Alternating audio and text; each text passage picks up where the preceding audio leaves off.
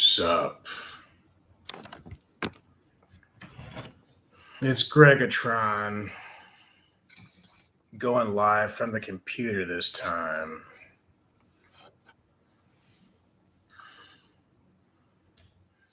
It's crazy. There's some crazy stuff going on. I don't even know where to begin. I'll wait for some people to come in.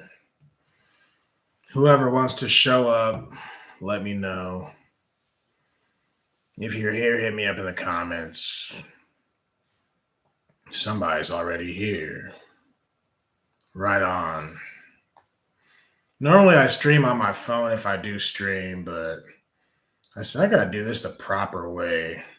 Oh, it's Tar Baby Yoda. That's who that is. What's up? Talking about this Charlie Kirk thing, man. That stuff is messed up. So, hell, you're here. So I was just about to get to work. I was about to leave the house to get to work. And I look at my phone real quick and I got like 14 text messages. I'm like, what the? I don't have time to check all this. So I just put my phone in my pocket. Well, then when I get to work, this dude who I talk to on the job sometimes, he's a conservative guy. And he knows I'm conservative. Oh, do you like my shirt, by the way?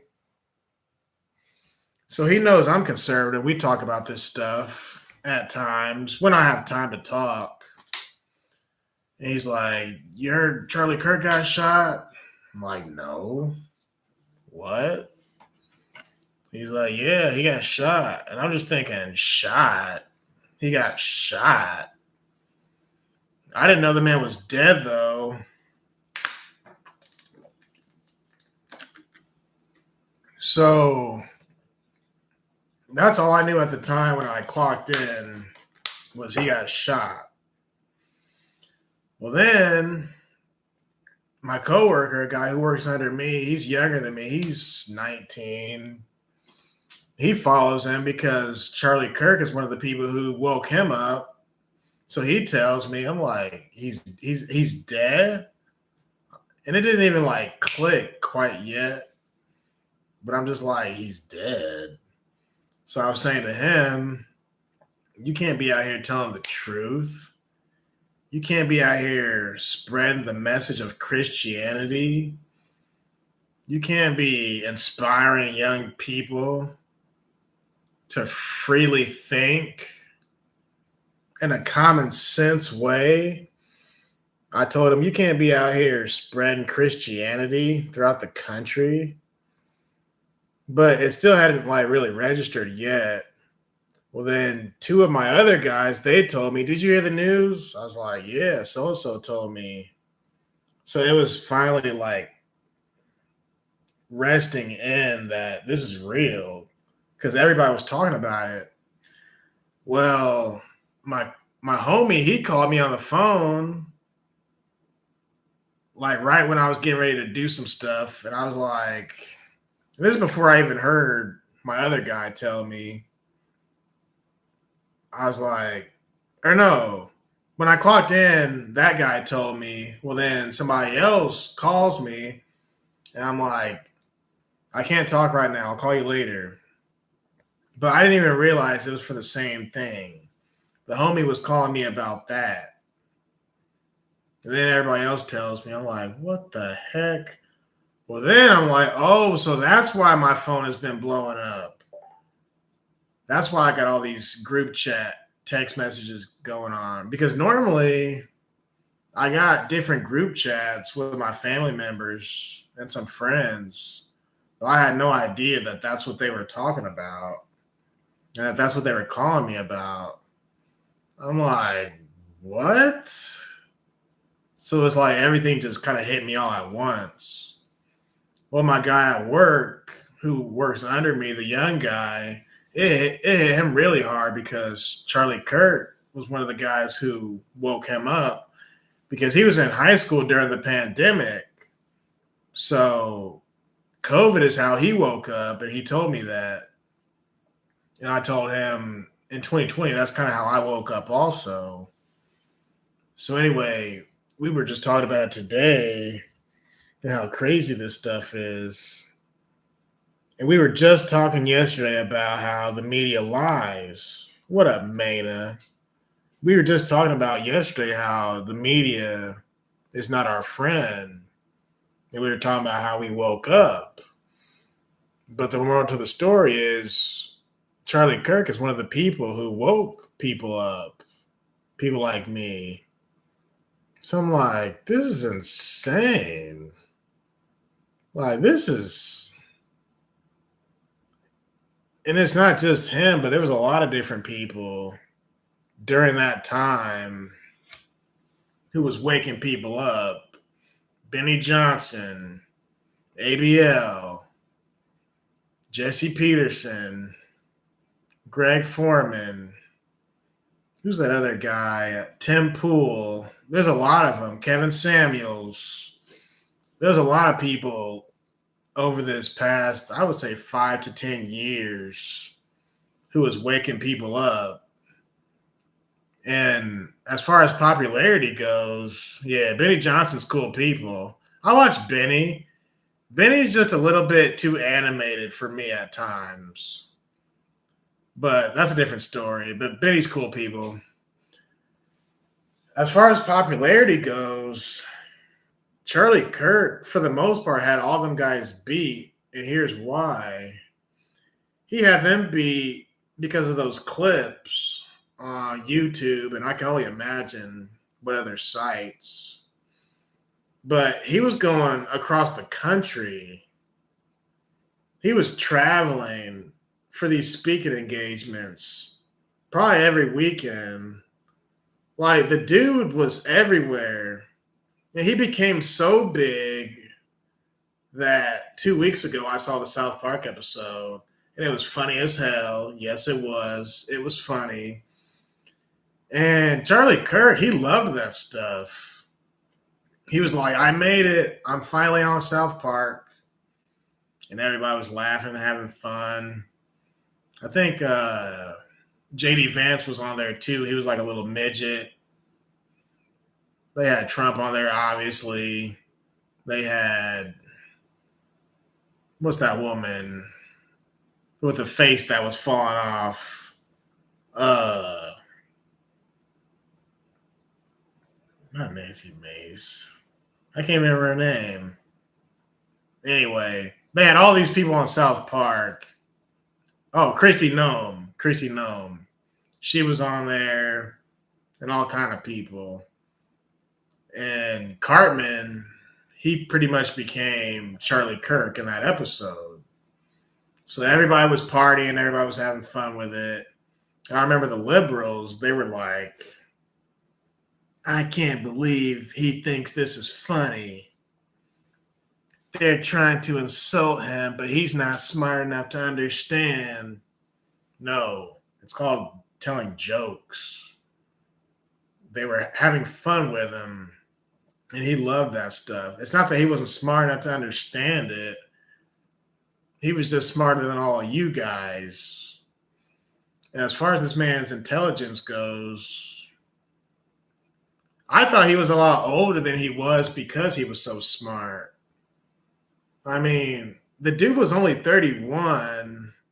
I'm 33.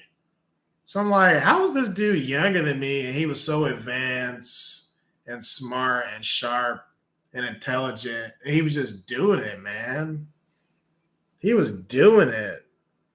So that's why I thought he was like pushing 40, not because he looks old. He was just so, I guess, ahead of his time, you could say.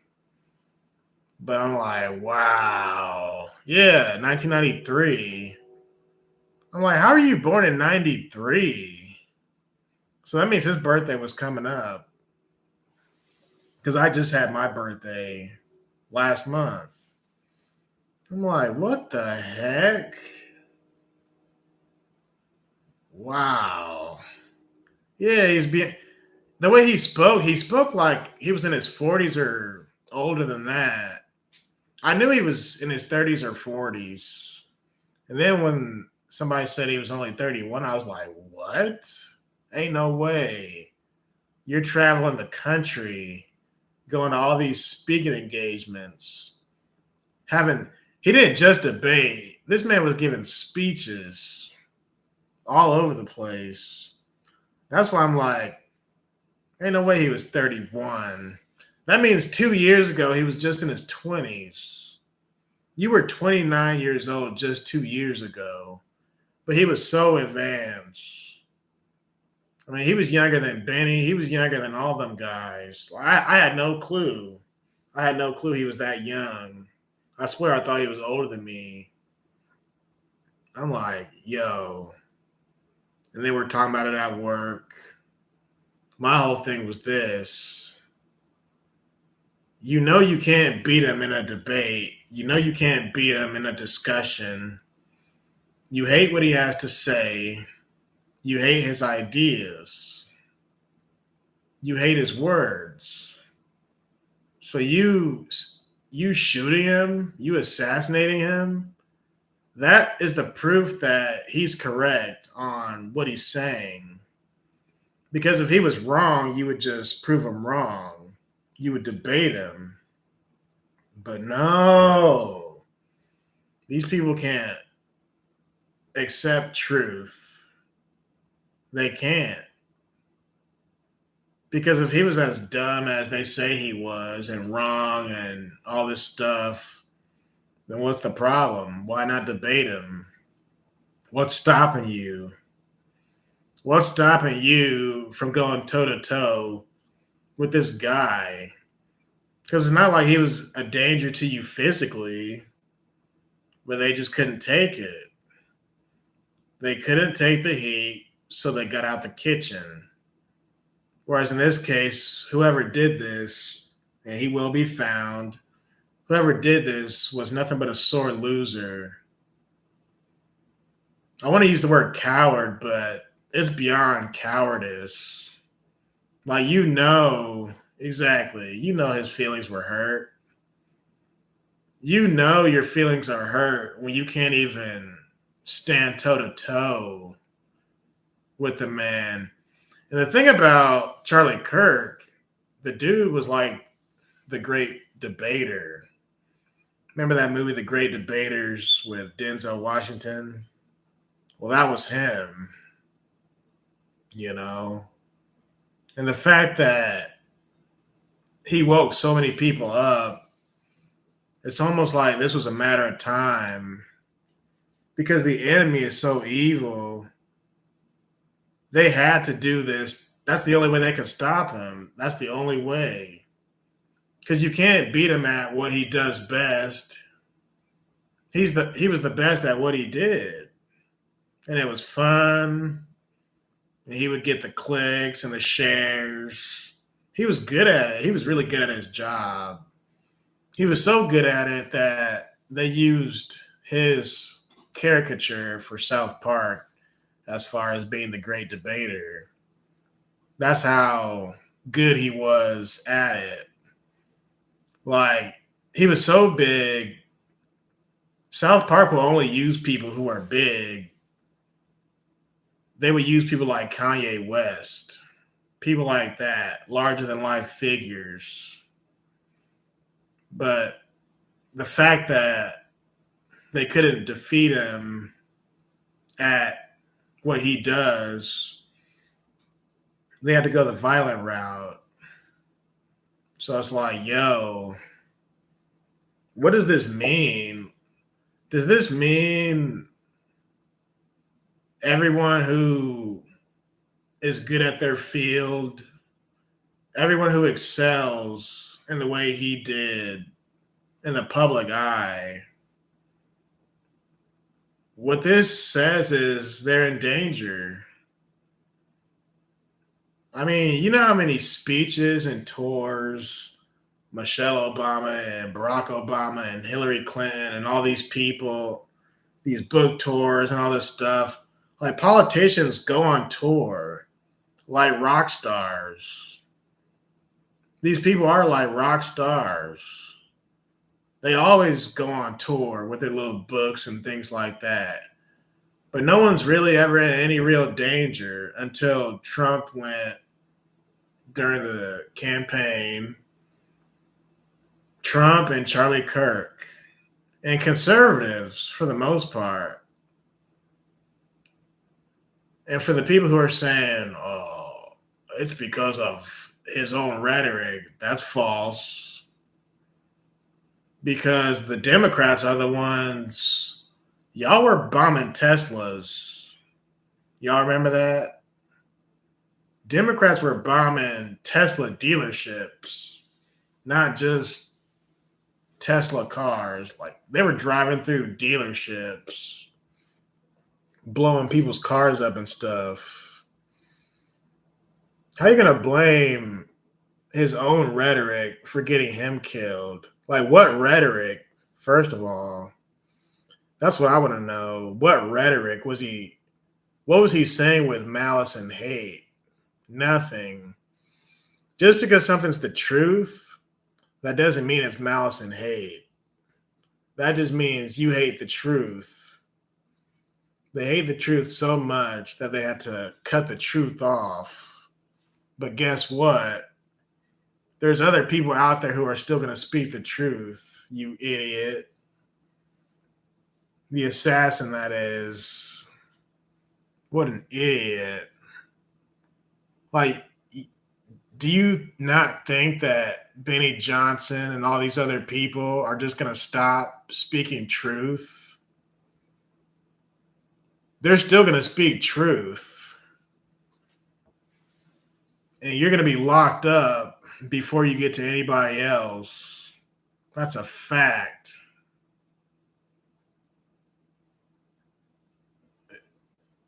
What do you say to something like that? I was actually thinking about that, paid by Soros. I was talking to my guy at work. My guy was like, man, the trans community, I shouldn't say the trans community, but the radical LGBT people, he said they hated him. They hated him. I said a lot of people hated him, man. Because he was too positive. He was of the light. And one thing I noticed when he did debate those kids, he wasn't like yelling at them. He wasn't screaming at them. Nothing like that. He would just sit there, drink his little water bottle, put the water bottle down, debate some more, ask some more questions, drink some more water. I mean, the dude, he could debate in his sleep. He really could. Tar Baby Yoda, does the screen look like it's like changing colors? I'm curious. Because on my end, it looks like it's like this old school camera. Let me see.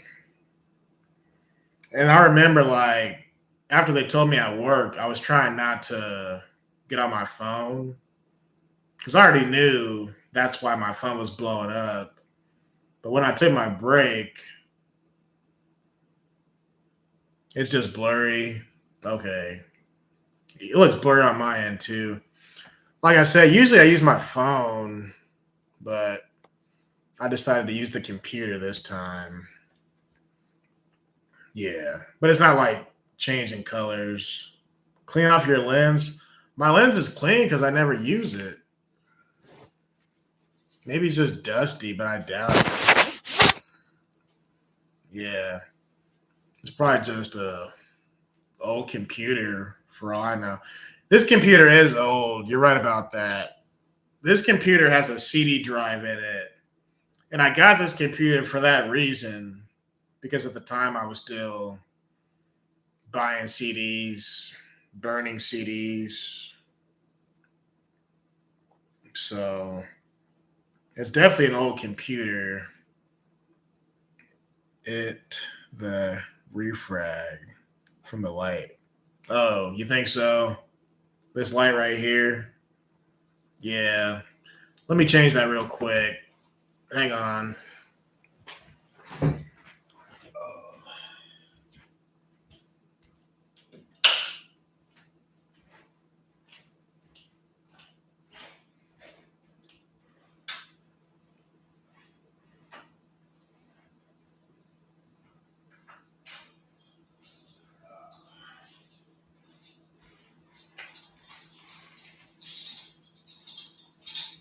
I'll just use this lamp. How about that? It is nighttime after all.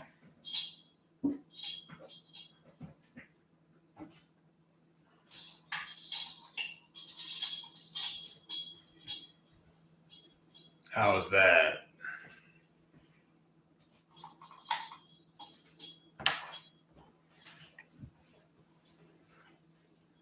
Still looks blurry. That's too much light because now it looks like I'm a white guy. That's too much light. I just find that weird and nobody says anything.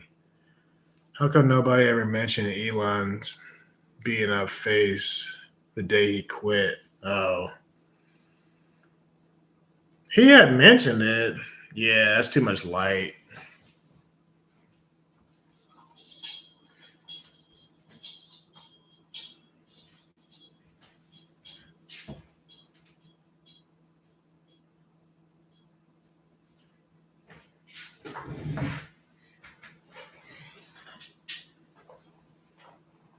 Yeah.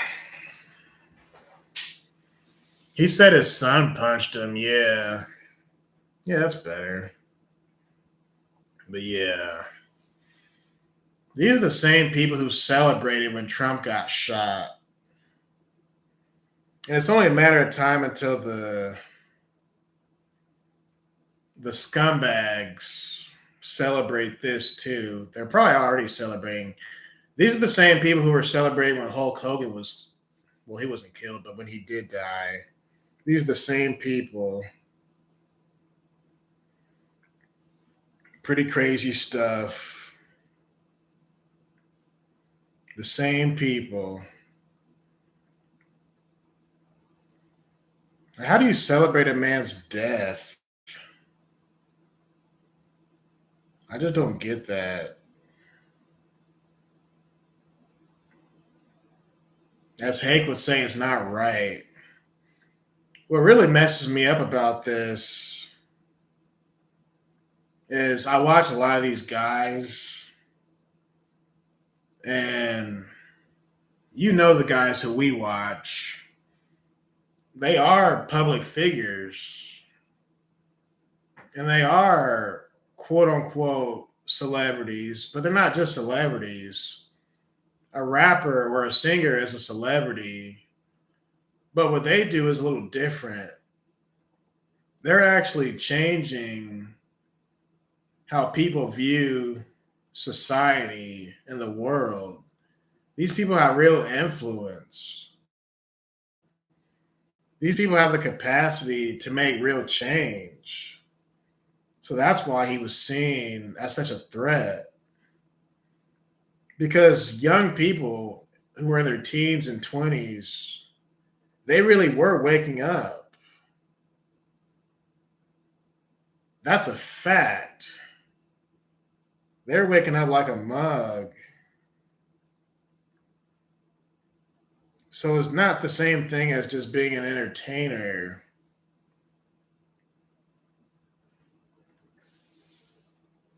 Wow.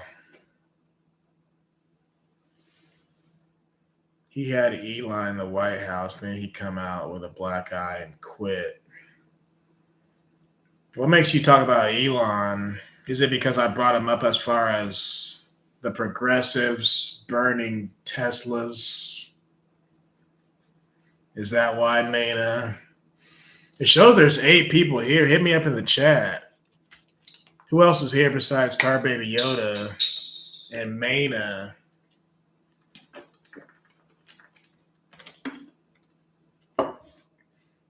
Holler at your boy. I'll be here because I'm always up at this time. I just got off work. And I told my coworker, man, I gotta go live, man. Well, a young guy who I'm training, he's like, "You go live on Twitch?" I was like, "Yeah." I said, "Not Twitch." I said, "Not Twitch."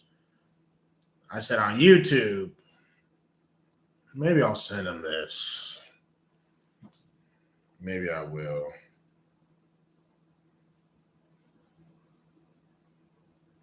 He said, "You go live on Twitch?" I'm like, "YouTube." It's Gregatron.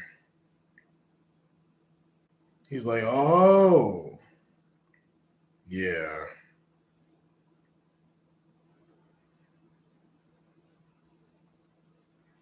Yoda says he was ruining their agenda. They're saying Elon's next.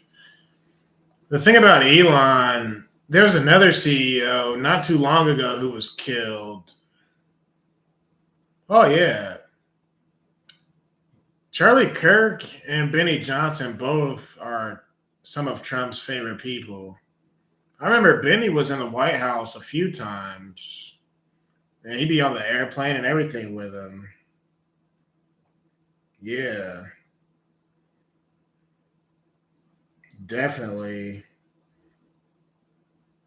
I mean, they definitely were close. They were tight. We'll put it that way.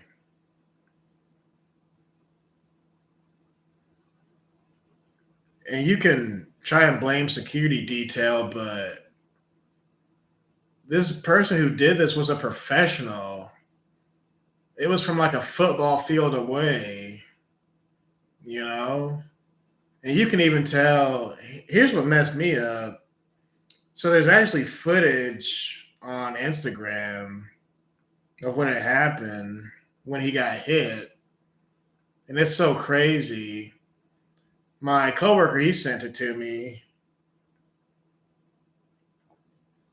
Well, I told him I can't open it, bro, because I'm not on Instagram. I don't have an Instagram channel. So then he showed me on his phone. It was bad. The footage I saw, it was really bad. It wasn't like he was nipped. No, this was point blank. Whoever did this was a professional. It wasn't like when Trump got shot. Well, when Trump got shot, he dodged it. So that would have happened to Trump actually. So both assassins were professionals. Trump just got lucky, but unfortunately, Charlie Kirk was not so lucky. Trump is a casino gangster. What makes you say that? Well, Trump's definitely a gangster, and he did promise to find who did this. Here's my whole thing. How are you gonna run away from this, Mr. Assassin? There's something called satellites that are sitting in space that can see everything that's going on. Forget about the street lights. Forget about the street signs. Forget about people's cell phones. Elon Musk can freaking use his damn satellites like Bruce Wayne and track your dumb ass. Like, you think this is going to end well for you? Even if they don't find you right away, you're just going to be on the run for the rest of your life. Like, do you know what the government is capable of and law enforcement is capable of when it's being used in the right way? Didn't they find Saddam Hussein? And he wasn't even in America, and they still found him. This isn't going to end well. And if you do turn yourself in, which you probably won't, if you do turn yourself in, you're getting the death penalty. That's a fact. So you'll either turn yourself in, get the death penalty, or he'll probably kill himself. That's probably what's going to happen. Because you can't live looking over your shoulder. You ain't going to live looking over your shoulder for this long. You're going to have everybody looking for you. And I mean everybody. He'll probably be found within the week. And when that happens, may God have mercy on your soul. It's not going to be pretty. It won't be pretty. I mean, they say Trump's already bringing people down to Chicago. That hammer is already coming down. Just imagine the hammer that's going to come down upon you. That goes for the assassin. And people might say, well, Greg, it sounds like you're threatening the assassin. Well, check it out. I don't care. You know what I'm saying? Because this dude is a coward. He's already proven that he's a coward. So say what you want about what I'm saying. I'm saying it's not going to end well for this person. The hammer of might will come down upon him. And it won't be pretty. This could become a whole crazy ordeal if this guy is found. Or it might be another Epstein situation where they say he killed himself. But whether he gets arrested or not, or if it's frontier justice, it's not going to end well for the assassin. It's just not. Like, you just open up a whole freaking can of worms.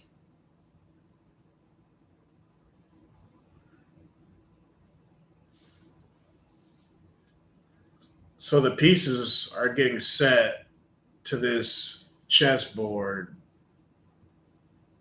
But shout out to his family, Charlie Kirk's family, his wife and kids. That's another reason why I thought he was a little older than me, because this man had a family and everything. Not only was he, quote unquote, smart and successful and all those other things I mentioned earlier, but he was a family man, you know? I think his kids were little, if I'm not mistaken. It's like, wow, you can't even go to an event, your own event. And I was telling my coworker, I was telling him, it's not like he was out and about where he shouldn't have been. No, this was his event. He was doing what he always did. And as far as the conservative circle, or whatever you want to call it, we were just kind of used to him doing his little thing. Now, this speaking engagement looked very large. So whoever did it clearly wasn't in that vicinity. He was way far away, much further away. But it was just his normal event, his normal travels, you know? It's like, how does this happen? How do you go from doing your normal job to this happening? Just your normal job.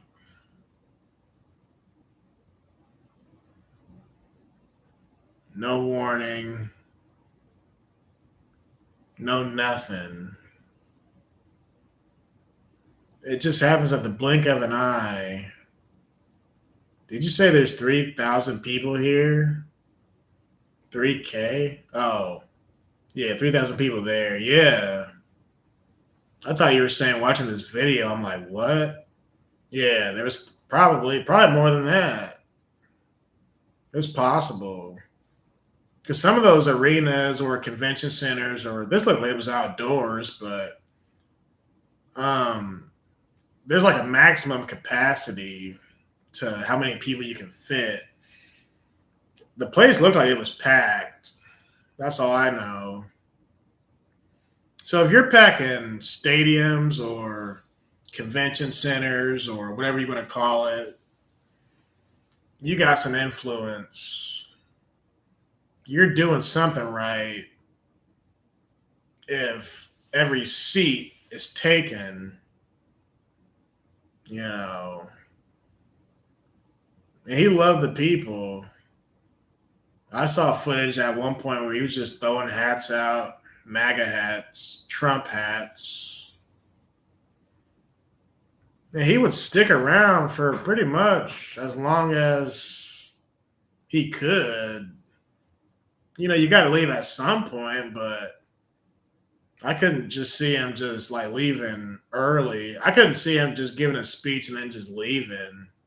No, that dude, we'll use the word energy. The dude had a lot of energy and a lot of love in his heart. A lot. But he did love to talk to people. Yeah. And ABL said the same thing about himself. ABL said, I can talk your ear off. He said, I can talk to you all day. Charlie Kirk was kind of like that. And he wouldn't shy away from it. Not at all. He wasn't afraid of these liberals. That man was not afraid of these blue hair, nose ring having, black glasses having liberals. He was not scared of these people at all. And that's how people should be. The liberals shouldn't be afraid of him either. No one should be afraid of anybody. You know? Elon is about to be worth $1 trillion. What makes you say that, Tar Baby? Do you know something I don't know? Yeah. What are you talking about? Ask him on X, man. Elon will respond. Because we knew Lil X smacked him. He admitted it. I thought that's what he said. You know, kids are strong. Kids can hurt you when they're not trying because kids don't know their own strength. I know this because I have a nephew who was 5. So what he'll do, we'll play fight. And then my sister is like, you guys are, she said, you're going to hurt Uncle Greg. I'm like, he ain't going to hurt me. But, you know, he might get some licks in that are kind of, I'm like, whoa, easy there, buddy. You know, a kid will just swing hard. The kid will swing. You don't even realize the kid's strength. You're like, wait a minute, buddy. And then you're like, you're not 50 pounds anymore. You're 60 pounds or more. You're getting kind of heavy there, buddy. You know, too hot, certain innovations and products for the future. Oh, Tesla offered him $1 trillion. Really? How did Tesla offer Elon $1 trillion? I thought he was the creator of the company. How can he get an offer from his own company? I'm confused. It's going to be hard to do better than he has, but Elon has a few tricks up his sleeve. I haven't heard much from Elon Musk lately. Not since him and Trump departed ways. I don't really hear much about Elon at this point. It's going to be hard to. Okay, I already read that. It's a public trade. Oh, okay. A public trade cooperation. The chopper has been landed. Interesting. I just don't hear anything about Elon anymore. Oh, what's up, Pinocchio?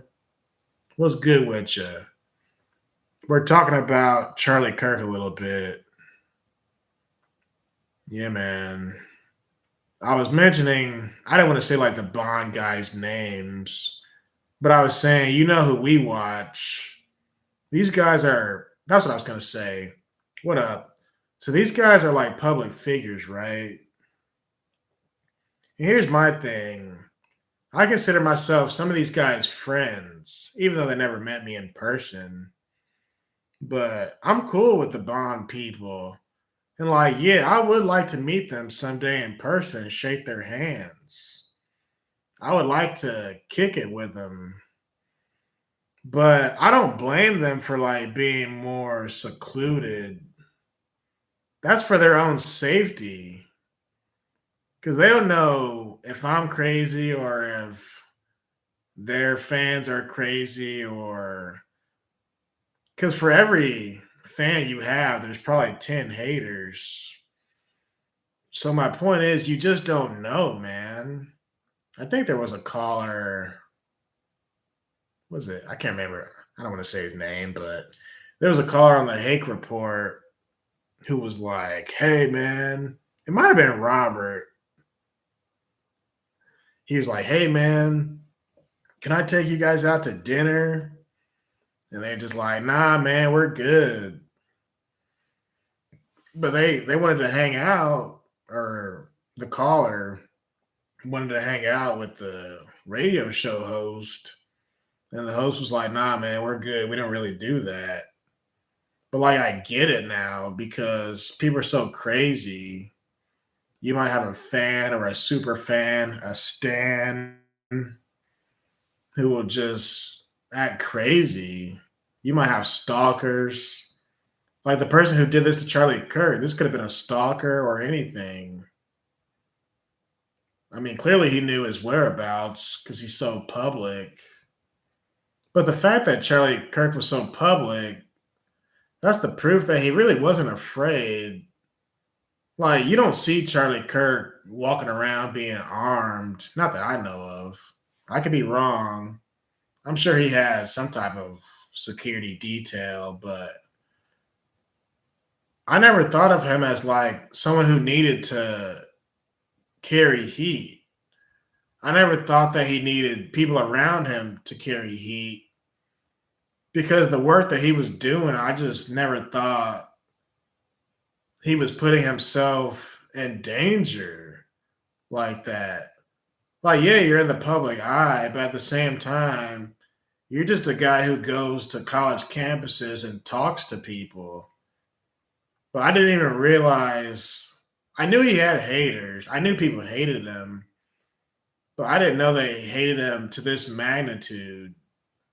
So what this says is everybody who remotely does anything close to what he does or did, again, is in danger because you can't even go to your own function without something like this happening. But like I just said, I never thought him or Benny Johnson or anyone like that, I never thought of them as being in danger because they're just going out with their camera and you know what I mean? A lot of these guys are like reporters, but they're not reporters, they're influencers. Again, we use the word influencer. I asked a question not too long ago to somebody. It might have been on the Hake Report. Oh, yeah, you're welcome. It might have been on the Hake Report. I was like, or no, it was on Terry's show. I asked Terry and Jamie, what do y'all think about everybody being an influencer? Why is everybody an influencer? Everybody has a podcast now. That's what I said. Everybody has a podcast and everybody's an influencer. I asked Terry and Jamie, what do y'all think about that? Well, no. Charlie Kirk was the real influencer. Him and Tim Pool, Benny Johnson, Jesse Peterson, Joe Rogan, and who am I missing? Did I say Tim Pool? I think I did. Those guys are the true. Oh, Kevin Samuels. Kevin Samuels was another one. Rest in peace. Those guys are the real. I mean, look at how they hated Joe Rogan just for interviewing Trump and JD Vance and Elon Musk. I'm like, y'all hate him for that, but he wanted to interview Kamala Harris too. So they try to make Joe Rogan into this right wing propaganda conspiracy theorist. I'm like, Joe Rogan is just giving Trump the same opportunity he would have gave to the other party. Because normally Joe Rogan wouldn't go political in that way. He was a Bernie Sanders supporter, Rogan was. But during this past election, he wasn't even going to endorse anybody, but stuff was just so out of control and there was just so much at stake. Even Joe Rogan was like, yo, check it out. And the thing about Charlie Kirk, people like him actually probably influenced Joe Rogan to become more openly conservative leaning because Charlie Kirk and others made Republicans cool again. Because let's be honest, Republicans were not cool since Reagan, since before I was born. Nobody was like proud to be a George Bush voter, the daddy or the son. You might have had some Nixon fans out there, but even to this day, I see bumper stickers that are like, vote Reagan. Vote Reagan 40 years later. I have a friend, she's got a sign outside her house. She's old, but it's like Reagan with a thumbs up. And then it's still got a quote from him, you know. So Republicans haven't been cool since that guy. But now that Trump came along, people like Charlie Kirk, I think, pushed people like Rogan. And when he got pushed over to the right, which he really didn't, he's just a common sense guy. He has followers, right? 60 million followers, Alex Jones, etc. This is a movement. So MAGA is not going anywhere because you got too many people waking up. There's just too much going on. And now with this happening, this is just going to create more MAGA supporters. Because the people who didn't know him, they're going to learn about him, especially the young people, the people who are teenagers right now who can't vote yet. They're going to learn about Charlie Kirk. There's going to be a little picture book that says, who was Charlie Kirk? The young people, they're going to be on him. He's basically going to be the next Kevin Samuels. Because I didn't know who Kevin Samuels was until he died or after he died. So the same thing is going to happen with Charlie Kirk for the younger people. People in their teens and 20s. So the only thing this idiot assassin did was pretty much rile up the base in the same way the base was riled up when Trump got shot. I remember when Trump got shot, Stephen A. Smith was like, you idiots, y'all just gave Trump the election. And that's exactly what happened. Because people who were not going to vote for Trump or who were on the fence about it, even they were like, you know what? Enough is enough. This man has my support. When he stood up and pumped his fist in the air, that was all the security I needed, which I was already going to vote for him anyway. But that right there, that guaranteed, okay, this guy's tough. But Charlie Kirk, he was tough just like Trump. He was like a younger, I think he was friends with Don Jr. I seen them together before. Yeah, fight, fight, fight. That's what he said. So the assassin doesn't understand how stupid he is because this is just going to create a red wave. You're going to get even more voters who vote. I can't say Trump because Trump can't run again.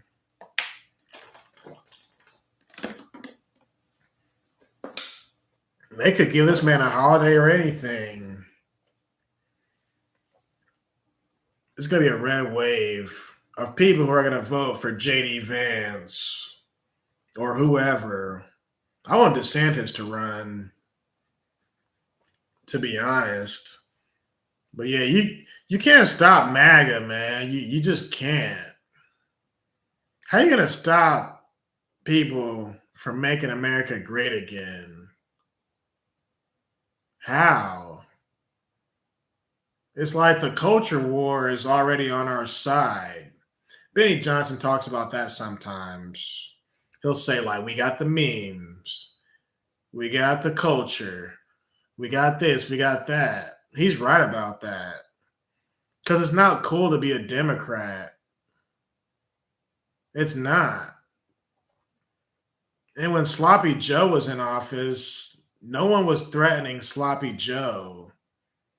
That's the difference between Democrats and Republicans. I also want DeSantis. Yeah, me too. DeSantis is my guy. We conservatives, we didn't want anything bad to happen to Sloppy Joe. I like Sloppy Joe because he's funny. He's a trip. I don't like his policies. I like the stupid stuff he says. I like his stupid behavior. I like how he acts all weird and funny around people. I like Sloppy Joe because of his awkwardness and his stories that make no sense. Words of a dumb, you know what, or a drunk. Yeah, that's how Biden talks, like a dumb, like a Diane. But we didn't want anything bad to happen to Sloppy Joe. Because if anything bad happened to him, it would have been bad for the country. Because, for one, we would have lost our president, and two, we'd have an even worse president and Kamala. But we didn't want anything bad to happen to that dude. I remember that. Well, Democrats want something bad to happen to Trump, and I guarantee right now that they're celebrating what happened to Charlie Kirk. That's all the proof you need that these people are evil. These people are straight evil. These people hate God. They hate Christianity. They hate the truth. That and they're into their identity, whether it be blackness or gayness or whatever, transgenderness. They're into that stuff more so than what's right. They can't just say, this is a horrible thing that happened. These are the same evil people that'll say, oh, he had it coming. What? What? What are you talking about?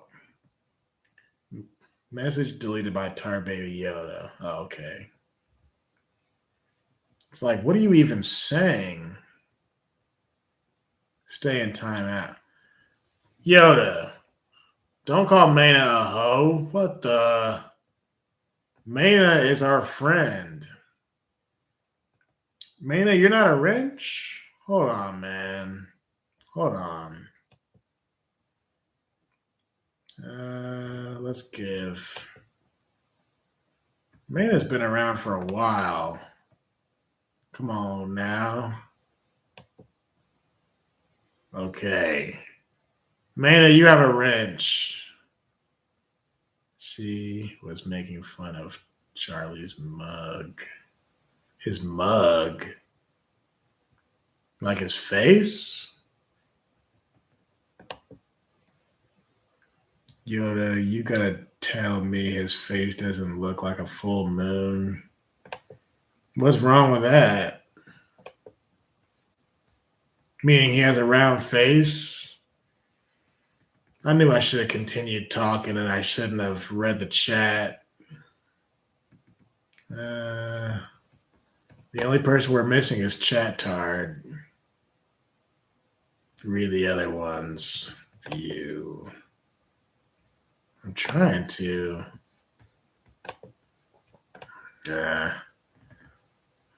You gotta let these people say what they're gonna say, Yoda.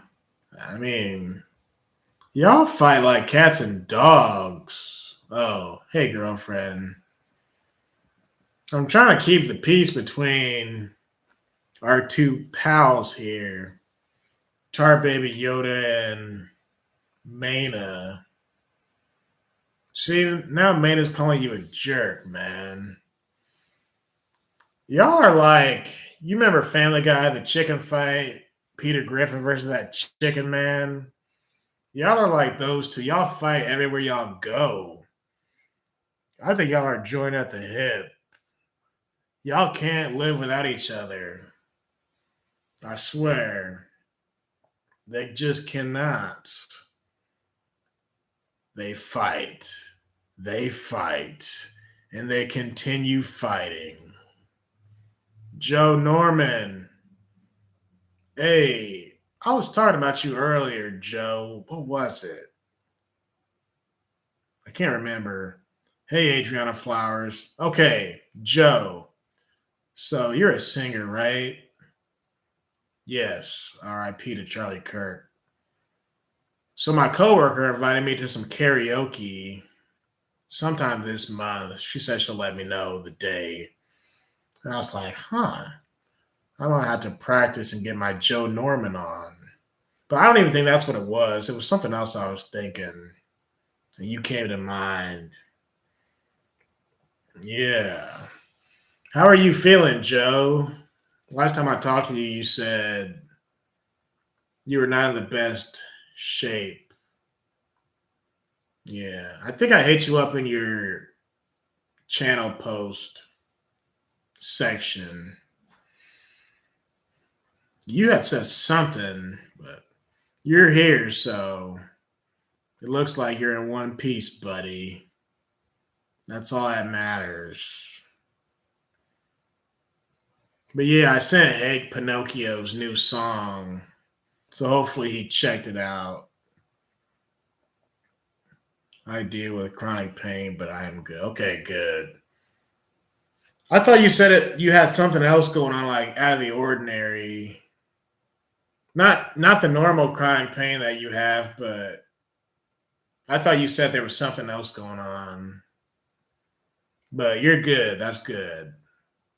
That's all. Sciatica. Okay, so check this out. About almost, 2 years ago now, I was in the gym lifting. I was doing, I'm glad you brought that up, Joe. What's Greg John? Are you going to Terry's wedding? Yeah. Yeah, I'm going to the wedding. So, Joe, I was doing a superset of leg press with bent over rows and then shoulder press. I was doing that as a superset.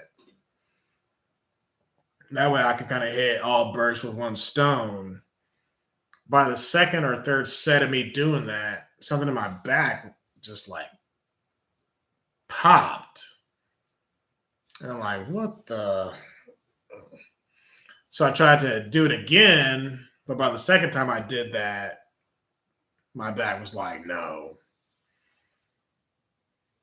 And I felt like crazy pain. I felt like I was gonna die. Yeah. So I didn't even know what sciatica was until that happened. You know what I'm saying? So I went to prompt care or whatever. Long story short, they told me that that's what it was.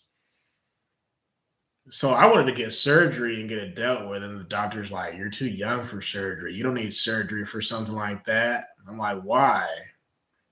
He's like, "Because if you have surgery now, your scar tissue could heal back even worse. And you could be in even worse pain than you were before the surgery." That's a real ass doctor to say that. Because a lot of doctors will just say, "Sure, let's have surgery, more money," right? But this doctor was like, "No, I don't want your money." I'm like, "Well, what am I supposed to do?" He's like, "Eat some bread, eat some applesauce, eat some rice." And he's like, "And I'll give you this little pill to make the muscle shrink." What was happening was my what do you call that? The disc in between my or the cartilage in between the discs, it was smacking against my nerves. So I could feel that stuff from my butt cheek all the way down to my knee on the side of my leg. And it was not fun. I couldn't even sit down half the time. But the job I work is kind of physical. When I would work, I didn't notice it. I would only notice it when I was sitting down. So I tried to stay on my feet. But what's that pill called that I was taking? It's a little steroid pill that shrinks the muscle back down because the muscle was smacking my joints. Not my joints. The muscle was smacking my nerves. Uh, not Prozac. What is that called? I can't remember the name of the pill, but you would take like three at a time, and then you would take two, and then one. Yeah, I talked about. So you talked about it too? Okay. I know you're conservative too, Joe. You might not talk about it normally on your singing channel, but I can kind of tell. Yeah, because you're a Christian. Yeah, you're definitely a Christian. Because I didn't even know you were a Christian at first. I just thought you were a singer. And I was like, "Oh, he's a singing Christian. That's even better." Tar Baby Yoda says, "I guarantee you one thing, Greatron, you'll be going stag." What's stag? You'll be going stag at Terry's wedding with Mr. Oh, you mean the beverage, the tasty beverage? We're gonna party at Terry's wedding. Like, Terry can say what she wants.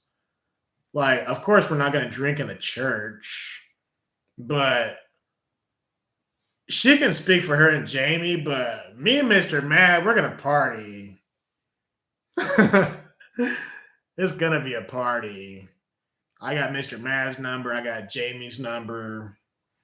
We're gonna link up. I told Terry, I said last time she went live, I said we need to have a four-way call, conference call. But we're all like in different time zones. Like me and Mr. Matt right now, it's 1:15 for us. Whereas over there in Oregon, it'll be what, 11:15, 11:16. So yeah, stag means you don't have a date. Oh, okay, thanks. Yeah, you're good with the English language. I thought they meant stag like the beer. I don't need a date to go to a wedding. What the? I was invited. I asked Latina and Callie if she wanted to go with me, but she's like, "I wish I could." I'm like, "All right." Just because she's not going, that's not going to stop me. Yeah, my girlfriend. Yoda, don't start. Yoda, don't start. Yeah, my girlfriend. But she said she can't make it. So that's okay. I'm still going to go and enjoy myself at the good. Hey, I'm not pretending, buddy. That's my girlfriend. Joe, you should be a moderator by now. Do y'all know who Joe Norman is? Add. Yeah, Joe Norman. Hey, did you watch my video for all the good people? If you haven't, check it out. When you're done here, check it out. It's funny. The only women who look at me like I am a piece of meat.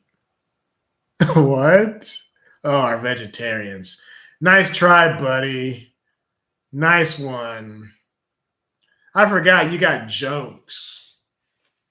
Joe Norman is funny. Okay, I have a friend who she had her degree in teaching, like English, but she ended up not doing that. She ended up doing a different program. Anyway, she's real good at English. And I'm pretty fair at English because my mom used to be an editor in the paper. So when we were growing up as kids, she would always correct our speech. She would always correct our grammar. That's why I talk the way I do, right?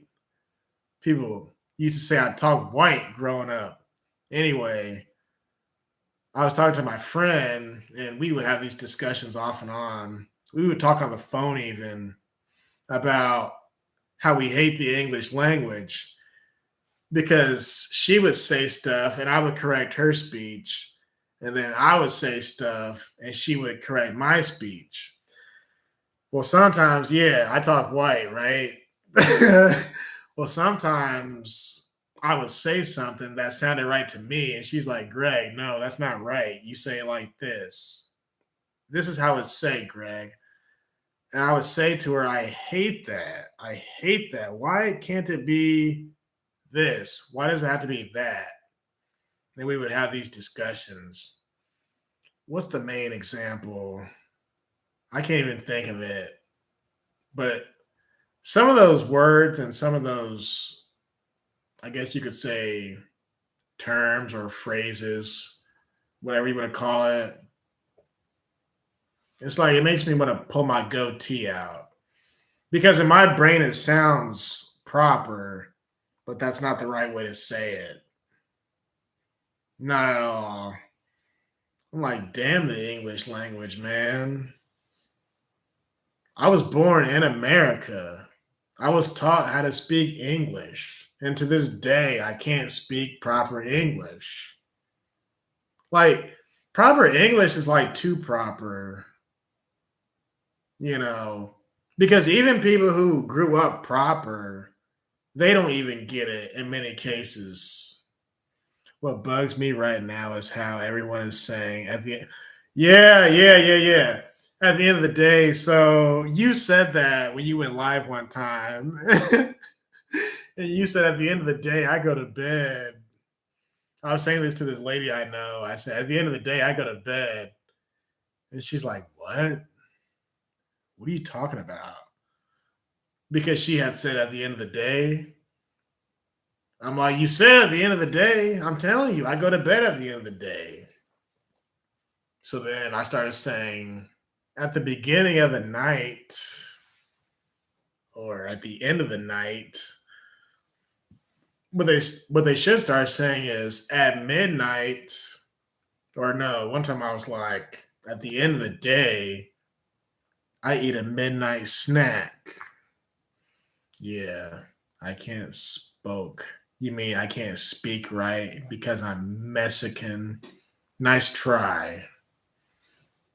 Yeah, but at my job, we made a whole dictionary because we all talk different and we all come from different backgrounds. And a lot of the slang and the wording and the terminology we used, a lot of it was from our family members, like our grandparents in some cases. And many of us didn't grow up in the same city, but even if we did, our families were all from different places. And then we get slang from homies in different cities or family members from different cities across the country. And a lot of it was like Southern slang, a lot of it was Yankee Northern slang. The slang was a mess. So, anyway, I said to my guy, my supervisor at the time, I'm like, we need to write this on paper. The problem is, at the time, we were using all this different lingo, but half of us were not understanding what each other was saying. So I'm like, we need to get this on paper. And we did just that. And we had a notebook, not full of words, but we had a few pages worth of words. Then I typed it up and everything.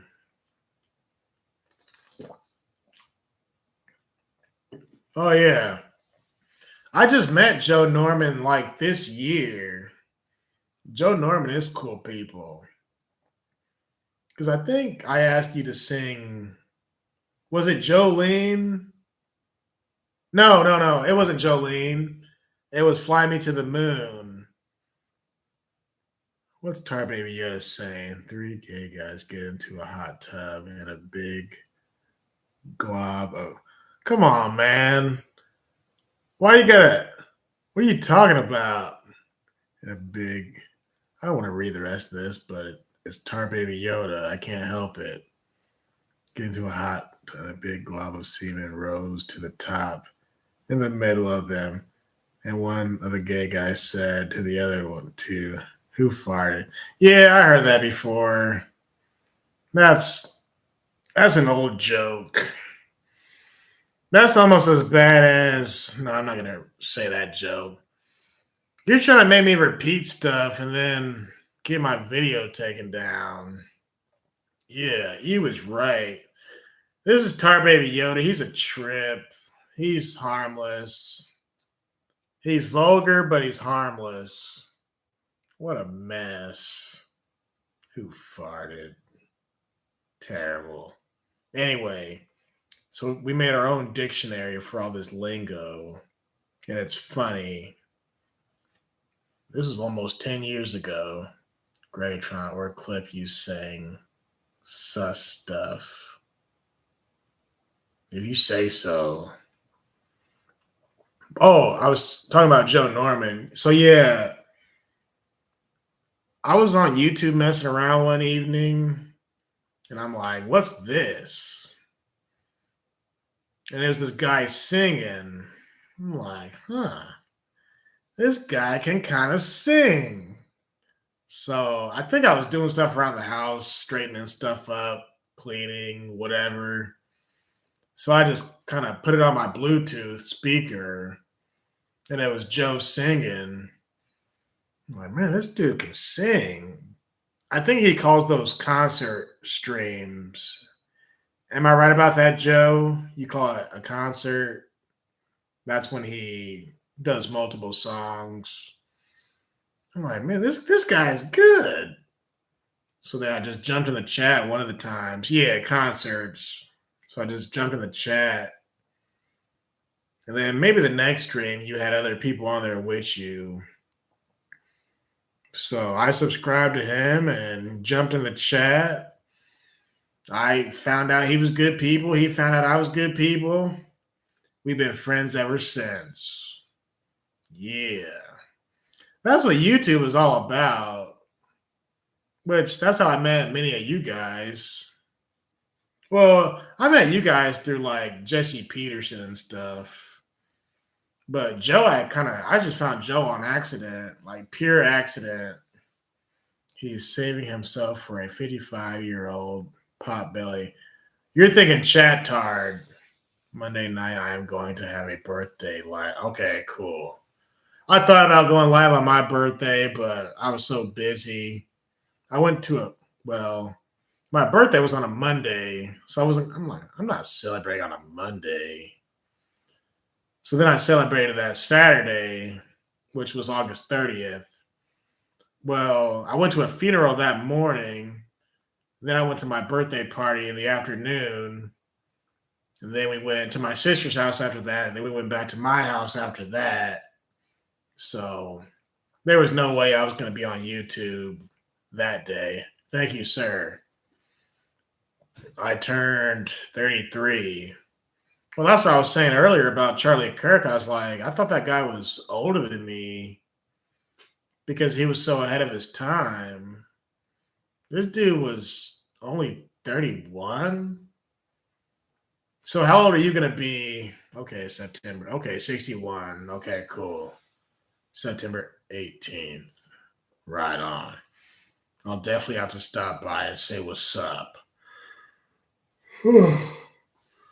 I'll definitely have to send you a super chat, buddy. Speaking of super chats, Linya and Chen was like, hey, how do I send you super chats?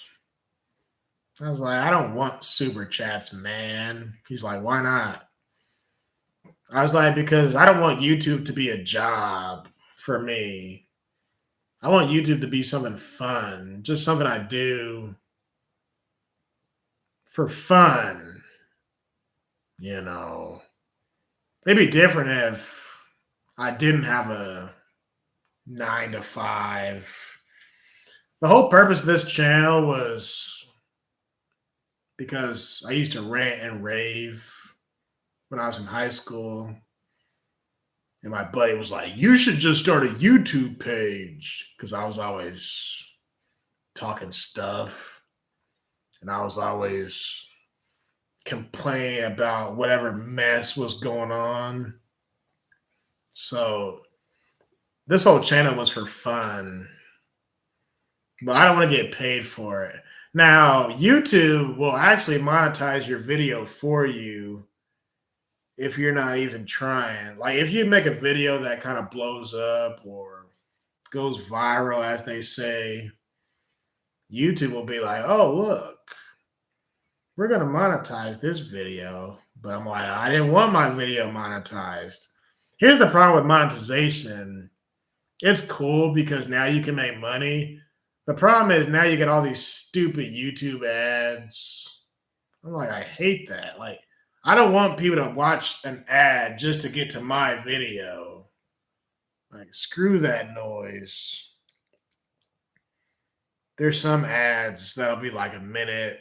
Well, then there's two of them at times where you can't skip it. There's two different YouTube ads for a video that's only a minute long. I'm like, does this make sense? Y'all really just made us watch all these ads for a video that's less than 5 minutes. Like, I think that's why YouTube Shorts are blowing up. Because with YouTube Shorts, you don't need to watch a stupid ad.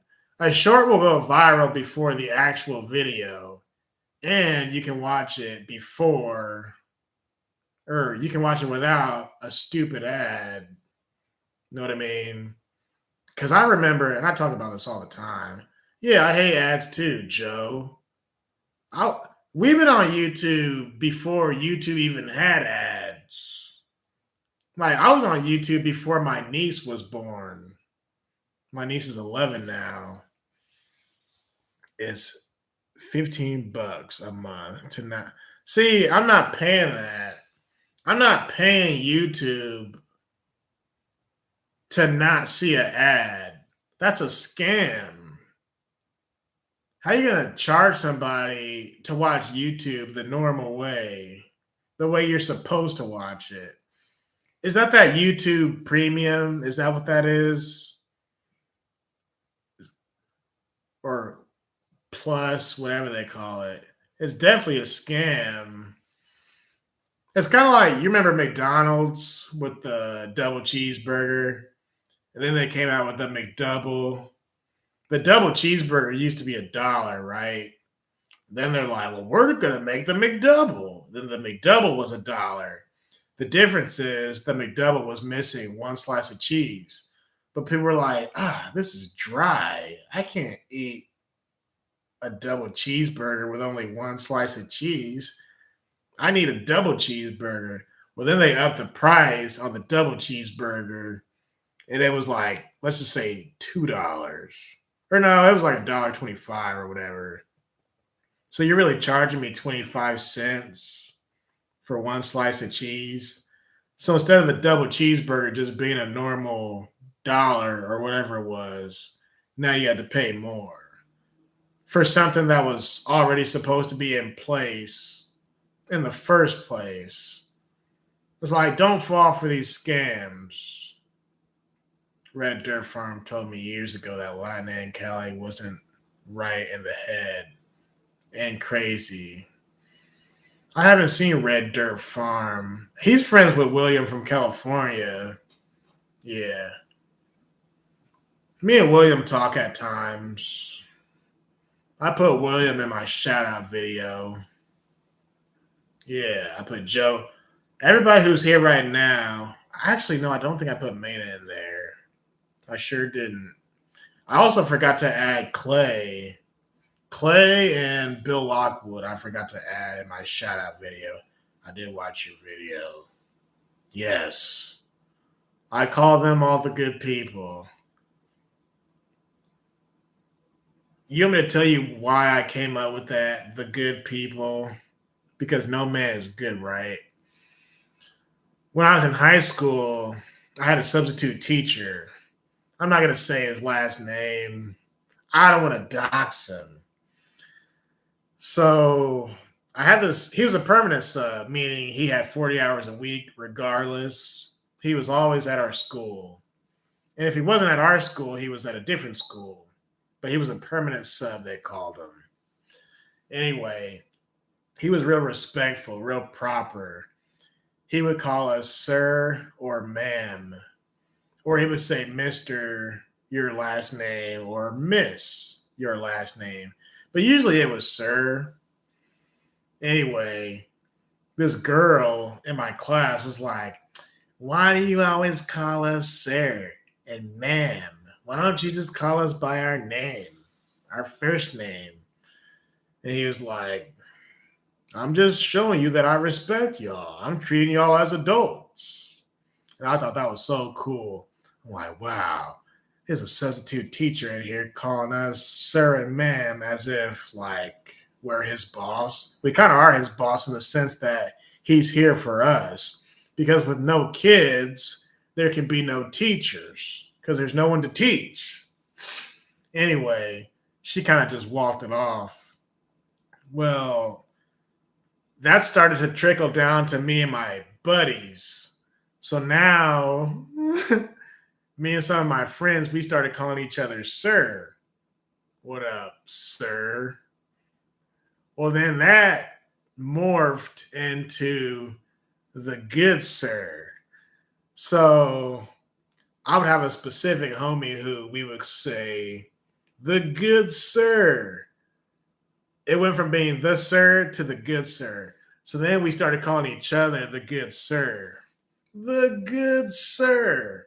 Well, then, depending on who we were talking about, we would say the good this person or the good that person or the good sis. Like I have a friend who we would call her Sissy because everybody in her family calls her Sissy, or we would say the sis.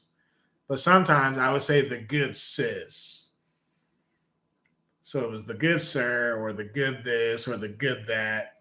Or like if my friend had a dog, my favorite dog, I used to call it the dog.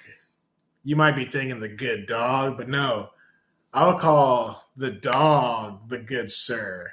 I had a cat. I used to call my cat the good sir. Yeah. So anyway, the YouTube thing, I just kind of trickled that into the good people. Yeah. Because I always say, like, oh, that's my people. That's good people. She's good people. He's good people. Whatever, right? So then the people who I rock with on YouTube and in real life, I just started saying, shout out to all the good people. So this has been going on since like high school. But now you understand where it kind of came from.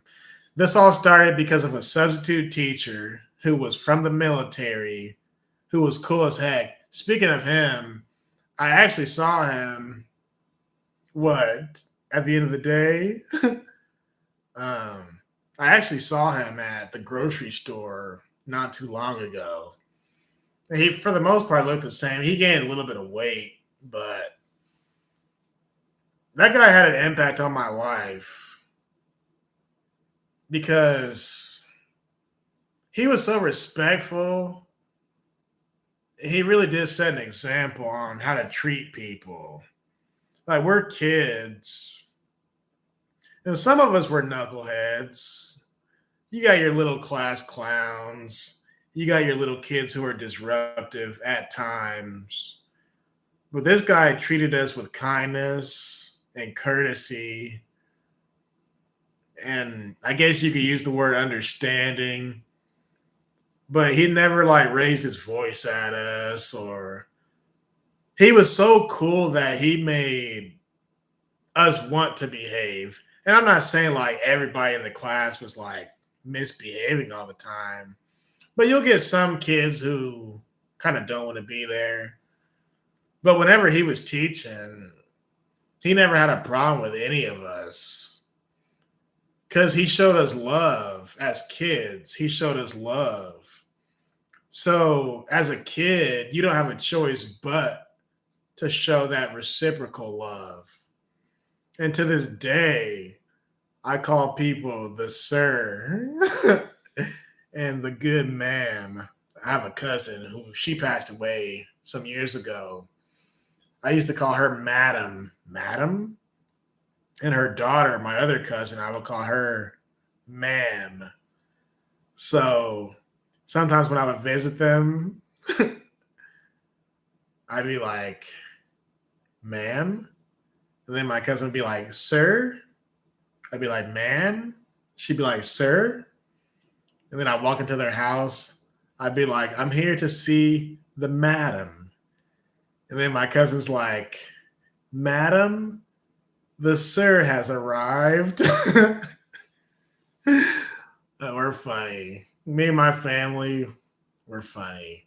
But rest in peace to her, because she would call me sir also. So depending on your relationship with the person, it could be a very special relationship. You know what I'm saying? What's up, RMG 1122? What does RMG stand for? I'm curious. What's up, Golden Rule TV? His channel is Justin Reloaded, but his name is Josiah. Okay. I'm missing out on the chat. No, her hubby. See, I don't even know what you guys are talking about. Raymond 11. Oh, this is Raymond? Where you been? Oh, so you're Clayton Bigsby in the chat? That's you? Okay. I ain't seen Rome 13 in a while either. Yeah. I know this dude. I'm going to learn my... Yeah. It's called Yep, Mistake. That's a good song. Okay. Speaking of that song, I fell in love with that song. There's a movie called The Next 3 Days. Check it out. The Next 3 Days. It's with Russell Crowe. I'm not going to give it away. It's so good, I can't spoil it. This movie is about this couple, Russell Crowe and his wife. Well, the wife is accused of committing some crime. So they have to lock her up because there's some type of evidence against her. So Russell Crowe, as a husband, his job is to basically find a way to try to get her out of jail. Anyway, somewhere in the movie, I'm not giving anything away. This is everything you would have known from the synopsis or the summary or whatever. The description, I should say. Anyway, they play that song in the movie, in the soundtrack. It's called Mistake. Don't let me make the same mistake again. Me and my sister, well, not my sister, but I was at my sister's house for karaoke one night, and I played that song. They didn't actually have it on karaoke, but I just YouTubed the video. And my sister and my niece and nephew, they're like, what is this? Because the music video looks real crazy. It's good to see you, Raymond 11. You've been hiding straight up. You've been hiding like a mug. See, you've been hiding for so long, I forgot about Raymond 11. I would have included you and all the good people. We were just talking right before you tuned in. I made a shout out video for all the good people. Then I explained where I got the idea, all the good people from. Shout out to my substitute teacher. We love him. To this day, that's my guy. Blocked. Not you got blocked. By who? I never blocked you. Who you talking about? From somebody on the network?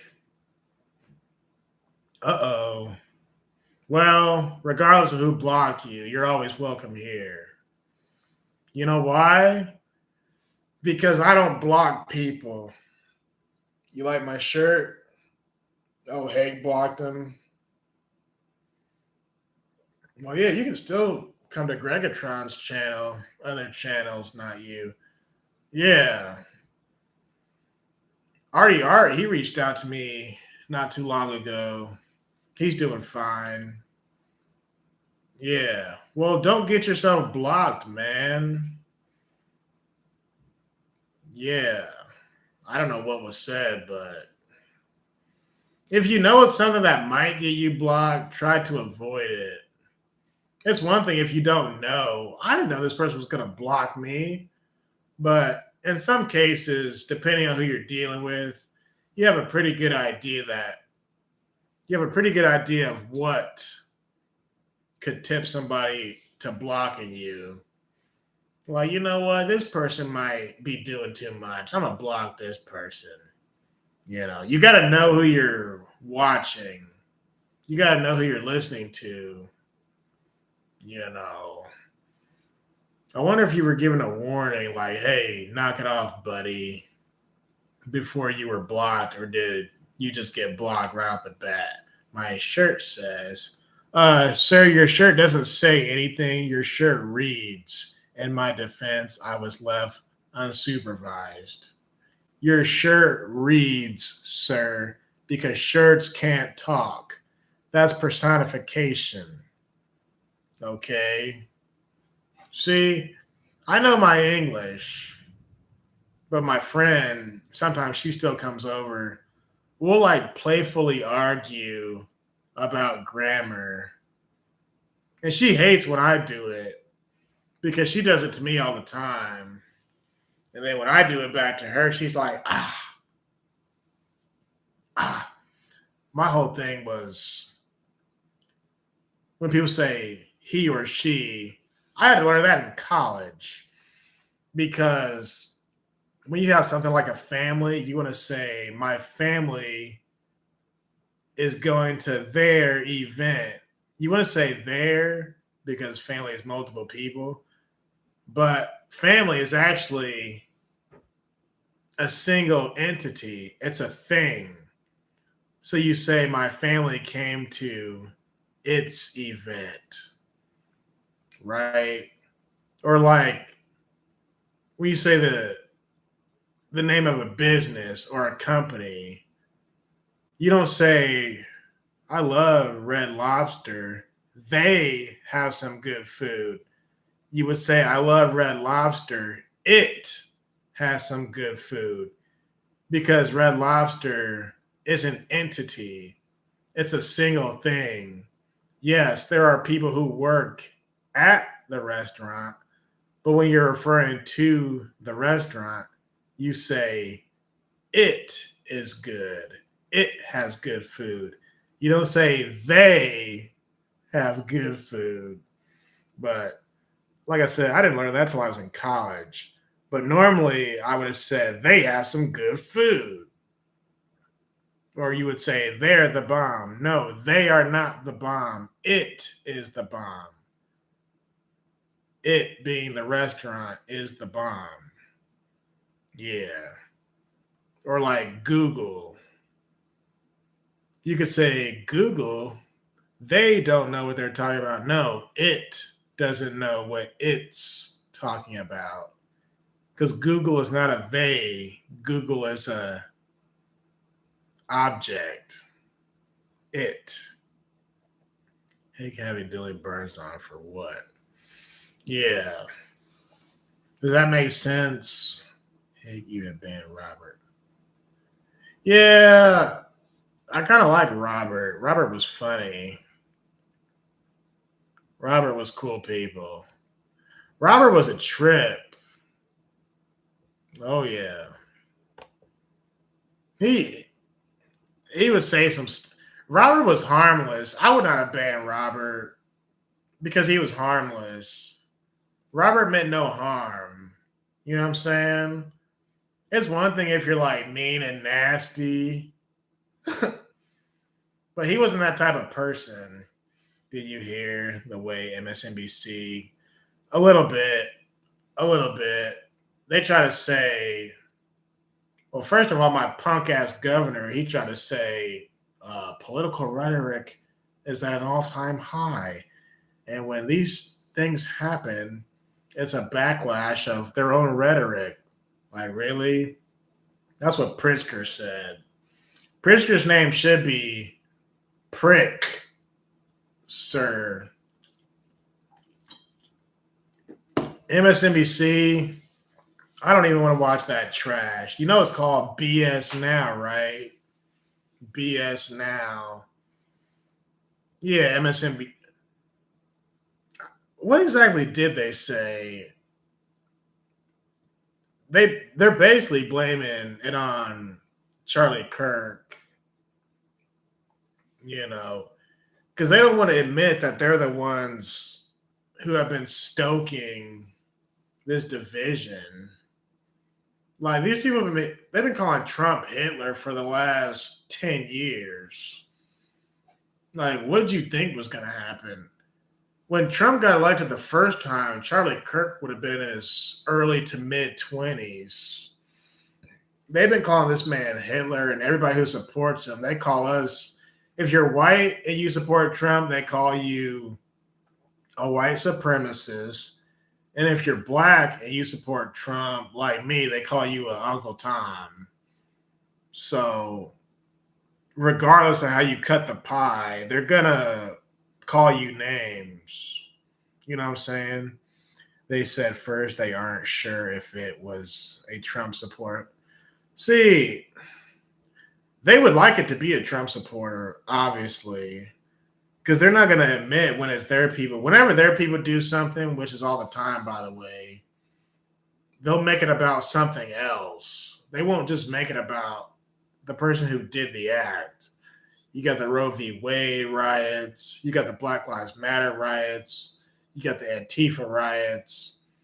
You got the Tesla riots. All the stuff they burned down. They'll make the most wonderful excuses for those people. But God forbid a conservative, straight, white Christian male, if he does anything, it's game over for that guy.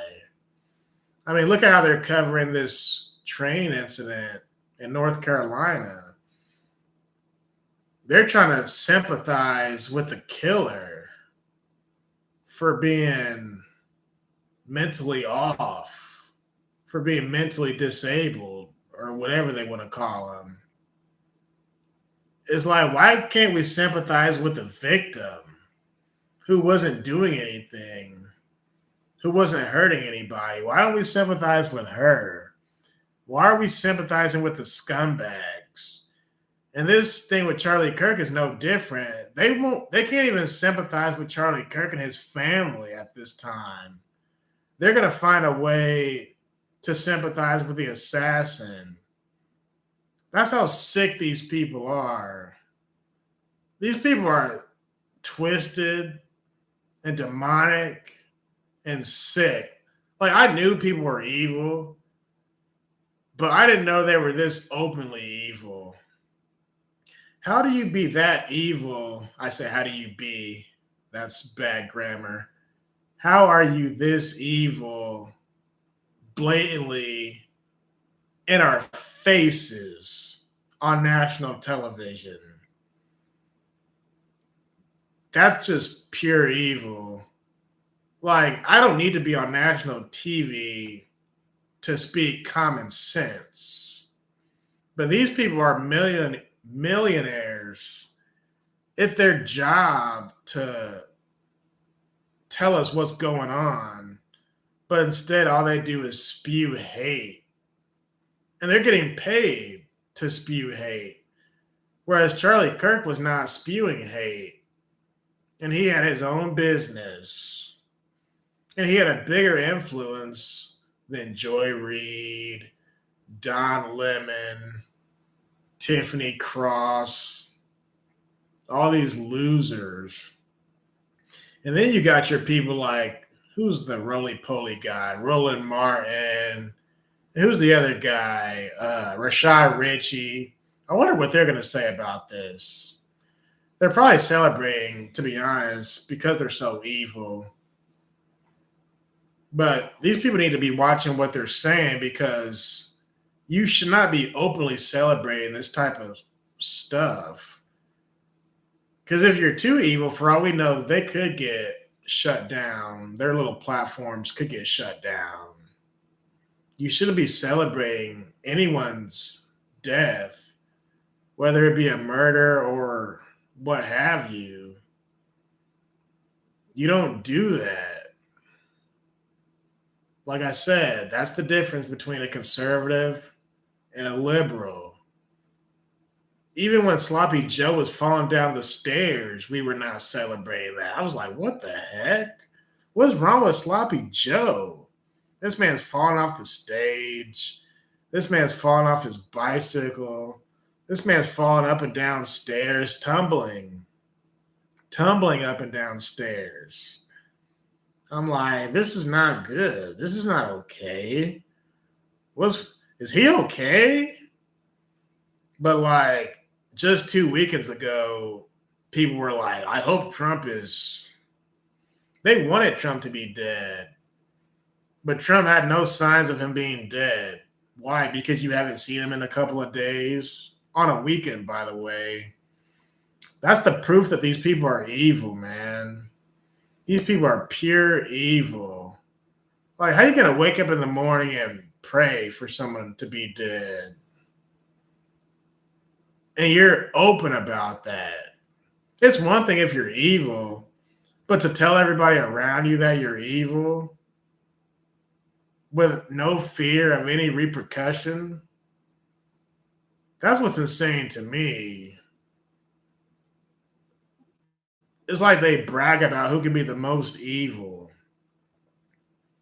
And this Charlie Kirk situation is really exposing who's the most evil, because we all know they're evil, but they're like having a competition as to who can be the most evil between my idiot Democrat governor and these news outlets, these anchors, that and probably woke Twitter.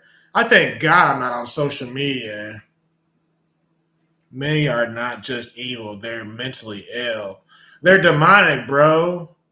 These are demonic people. Like, saying Satan is their daddy, that's not enough. Satan is their roommate. Satan is their best friend. And they say we're the crazy people. You know? These people are having like competition. Oh, I was saying I thank God I'm not on Twitter. Because Twitter is probably, I'm surprised all you guys are here right now, because I'm certain that Twitter is blowing up right now. I'm not gonna call it X. What the heck? Yeah. Because my guy was saying, you're going live? You have Twitch? I'm like, no, man. YouTube. I'm not on Twitch. I'm not on Facebook. I'm not on Twitter. I'm not on Snapchat, Instagram, none of that stuff, man. Thank you, Jesus. Because I can only imagine the mess. You know it's crazy over there. I don't even know what hard R is. Hard R? You mean the N word? No. I only go on Twitter for Black Twitter. Are you black? RMG Raymond 11? I thought Raymond 11 was white. But yeah, you know Black Twitter is toxic. Because all they do is talk about how they hate white people. How do you have a open chat group about hating whites? I'm white. Okay, I thought you were white. So you're like the opposite of me. You're white but black, whereas I'm black but white. So I'm an Oreo cookie. You're a Oreo. We're in reverse. Okay. What's hard R or soft R, Gregatron? I'm asking you, buddy. You brought it up. I'm just responding to what y'all are saying or trying to. I can't keep up. Y'all got y'all's own little debate going on. But the way Mena and Tar Baby Yoda talk, they're not debating. Charlie Kirk would be ashamed of you two because you guys don't debate. Y'all argue and fight. Y'all fight like cats and dogs. But you should be debating. You should say, I'm right for this reason and you're wrong for this reason. But y'all like to name call each other. Raymond, I really don't know. Okay.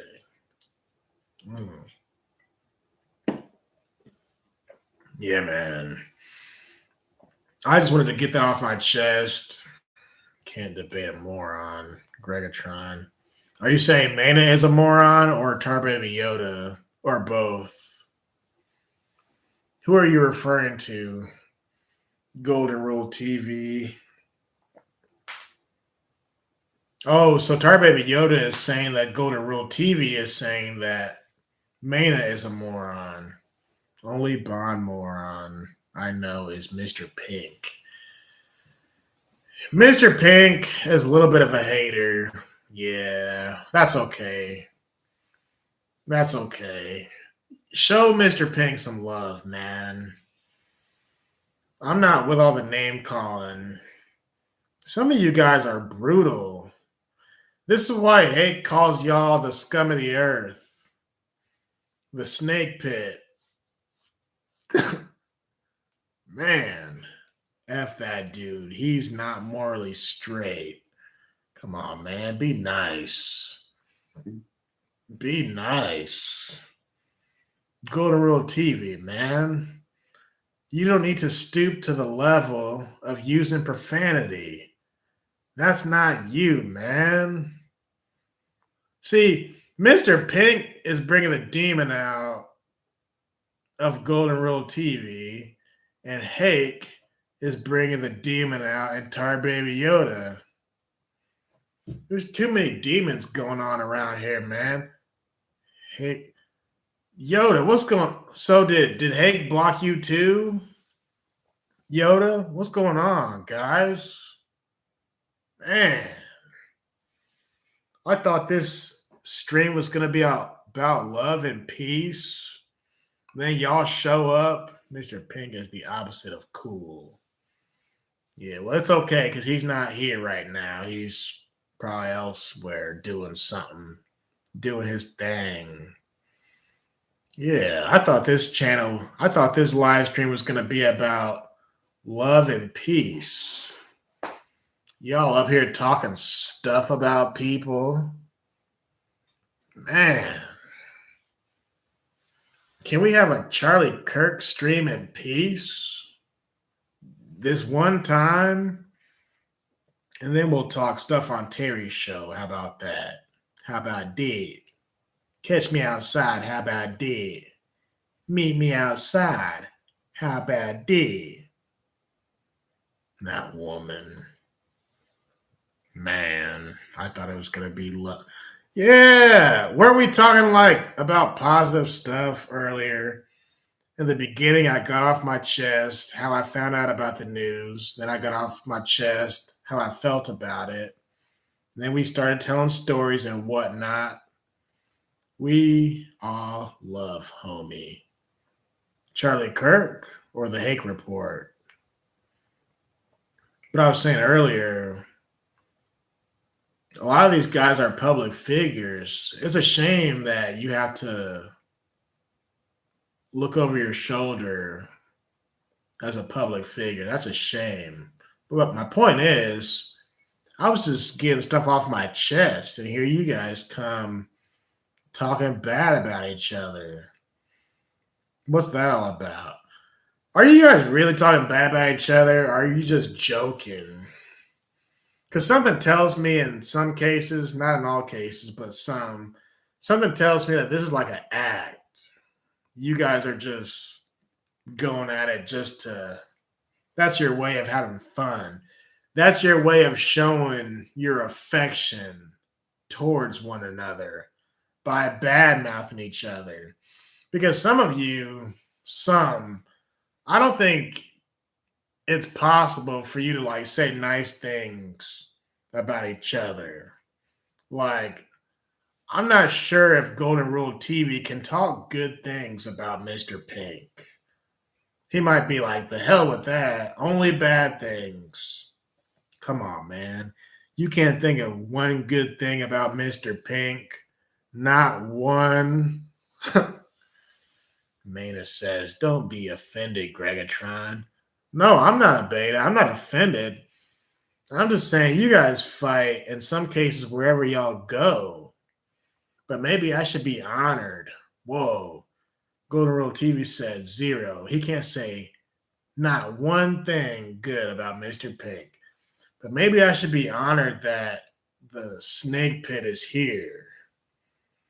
But Head calls some of y'all the scum of the earth for a reason. Well, he calls the whole snake pit the scum of the earth, to be honest. I'm like, hey, man, I be in the chat sometimes. Why I gotta be scum of the earth? I think it's funny because I still say scumbags. People are scumbags. In my video I made this week about that maniac who killed that woman, I was calling him a scumbag. Well, then, according to the Hake Report, scumbag means something vulgar.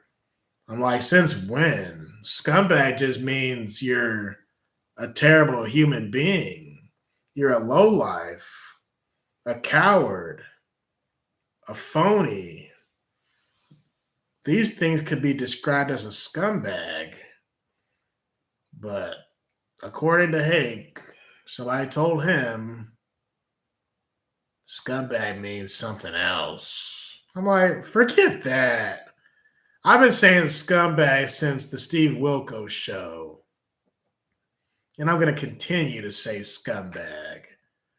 The person who shot Charlie Kirk is a scumbag. This person's actually below a scumbag. This person is the worst of the worst of the worst of the worst. You know, I usually catch Hake for just being an outspoken Christian. He's funny. I like watching Hake because he entertains me. The stuff he says is unintentionally funny. He's funny without trying to be funny, you know. And it's like a playful, innocent type of humor. I think at times he knows what he's doing, but at other times it's like he'll act like he doesn't understand something. I'm like, you know what you're saying. Hold on, Tar Baby. Do you enjoy when he must have on what? Do you enjoy when he must have on and platform that guy? I actually sent him a super chat regarding Dylan Burns. Well, today's the next day, but yesterday. So today he'll read it on the show. But Dylan Burns was wrong about some stuff. He was trying to say it was 2 points. One about the single mothers being defunded, and two about the military going to DC. His whole thing was, well, the military shouldn't be in DC because they're just walking around the Washington Monument. That's got nothing to do with the criminals. That's got nothing. There's no criminals around the Washington Monument. I'm like, dude, the whole point of them being there is to free up the cops so the cops can now go in the violent areas more so. If you have the police who are now able to do stuff, that's because the National Guard is in the other areas. So now you can kind of be in two places at once. Hello? Like, how do you not get that? And as far as the single mothers, that dude was saying all kind of stuff. I'm like, man, look, let me talk to this dude, man. We do need to defund single mothers because they're only having all these babies out of wedlock because they know they're going to be taken care of by the government. But if the government says, hey, we're not giving you another dime for these babies or for these programs or what have you, she'll think twice before she opens those legs wide up. She'll say, you know what? I think I'm going to make Tyrone use a condom this time. I think I'm going to make sure Jamal pulls out. You know what I'm saying? But if the government's like, go ahead, keep having those babies, sweetheart. Just stay voting Democrat, stay on the system. We'll give you whatever you need. If that's the mentality, she's going to be like, sure, my legs are wide freaking open. I've seen stories, man, and I've talked to different people who tell me this stuff, but I've seen it too. A woman who was on those programs, who was on that system, she'll get with a man, make a baby with him, break up with him, then 5 years later, get with another guy, make a baby with him, later breaks up with him. Another 5 years goes by. She does it again with a third guy. Another 5 years goes by. She'll do it with a fourth guy. For one, these men are idiots because they don't see the pattern. But two, she knows exactly what she's doing. Every 5 years, this woman will make a baby with a different guy. So she would never have to work a day in her life because every 5 years, you get more and more child support. Like that really happens in the real world. This is not the Matrix we're talking about. This is the real world. People do this stuff. So Dylan Burns was totally wrong. I'm like, dude, we don't need to be promoting this type of behavior. He was going into all kind of stuff. I'm like, this dude doesn't be quiet. This dude talking about the YMCA. Well, the YMCA is funded by the government. I'm like, shut your punk A-word up. But don't even get me started on that. He's had some all right episodes with Dylan Burns, but this one, no. I don't even think I finished it because I had to go to work. And then the Charlie Kirk thing happened, and I was training people at my job, so I wasn't even able to finish it, which I'm kind of glad because I wasn't missing anything. Like, if you want to be a reporter in Ukraine, that's cool, but don't come back to the States talking stupid stuff. What up, Lord Baby 42? But don't come back to the States talking stupid stuff, talking about, oh, for one, he just hates Trump. So his whole thing is, well we don't need the National Guard in D.C. Really? Then how come all the deaths have gone down? Hello? Why has the killing stopped? And guess what? From what I hear, the same thing is starting in Chicago. I guess there was a video. Someone told me about it. I haven't seen it, but Trump knows how to make a point, right? So I guess there was just a helicopter flying over the south side, and people are recording it like, yo, yo, Trump is here. The helicopters are here. Yeah, he's making a statement. Yeah, I'm glad I don't live in Chicago. I live in Illinois, but not Chicago. But yeah, Trump is making a statement.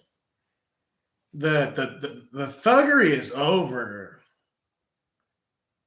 Being a thug is out of style to us normal people. I believe all the thugs should be rounded up. Don't put them in jail. Round them up, put them on an island somewhere, and let them fend for themselves. Those thugs will either kill each other or they'll work together and build a new civilization on some island somewhere. And if they're smart enough, if they're advanced enough, they'll build boats to where they can travel back to the United States. That's when they have their act together, if they're smart enough, that is. But I doubt it. Probably the former will happen, meaning they'll just kill each other. But that's the proof that they have no business in our society. If they couldn't even survive on their own island without killing each other, that means they shouldn't be here in Chicago or Baltimore or Memphis or Compton, California, or wherever. They have no business being in any of these cities, Detroit, because clearly they don't have the capacity to not kill people. Like that guy on the train in North Carolina, I would put him in the same. You know what I'm saying, Yoda? Think about it. Because what does prison actually do? Are they really being rehabilitated?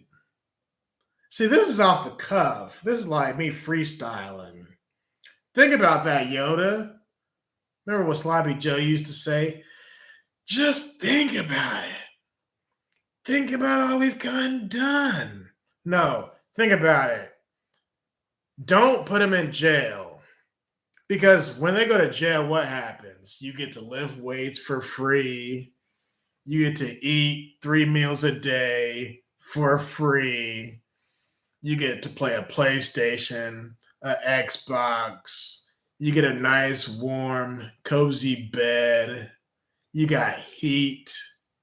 You got AC when it's hot outside.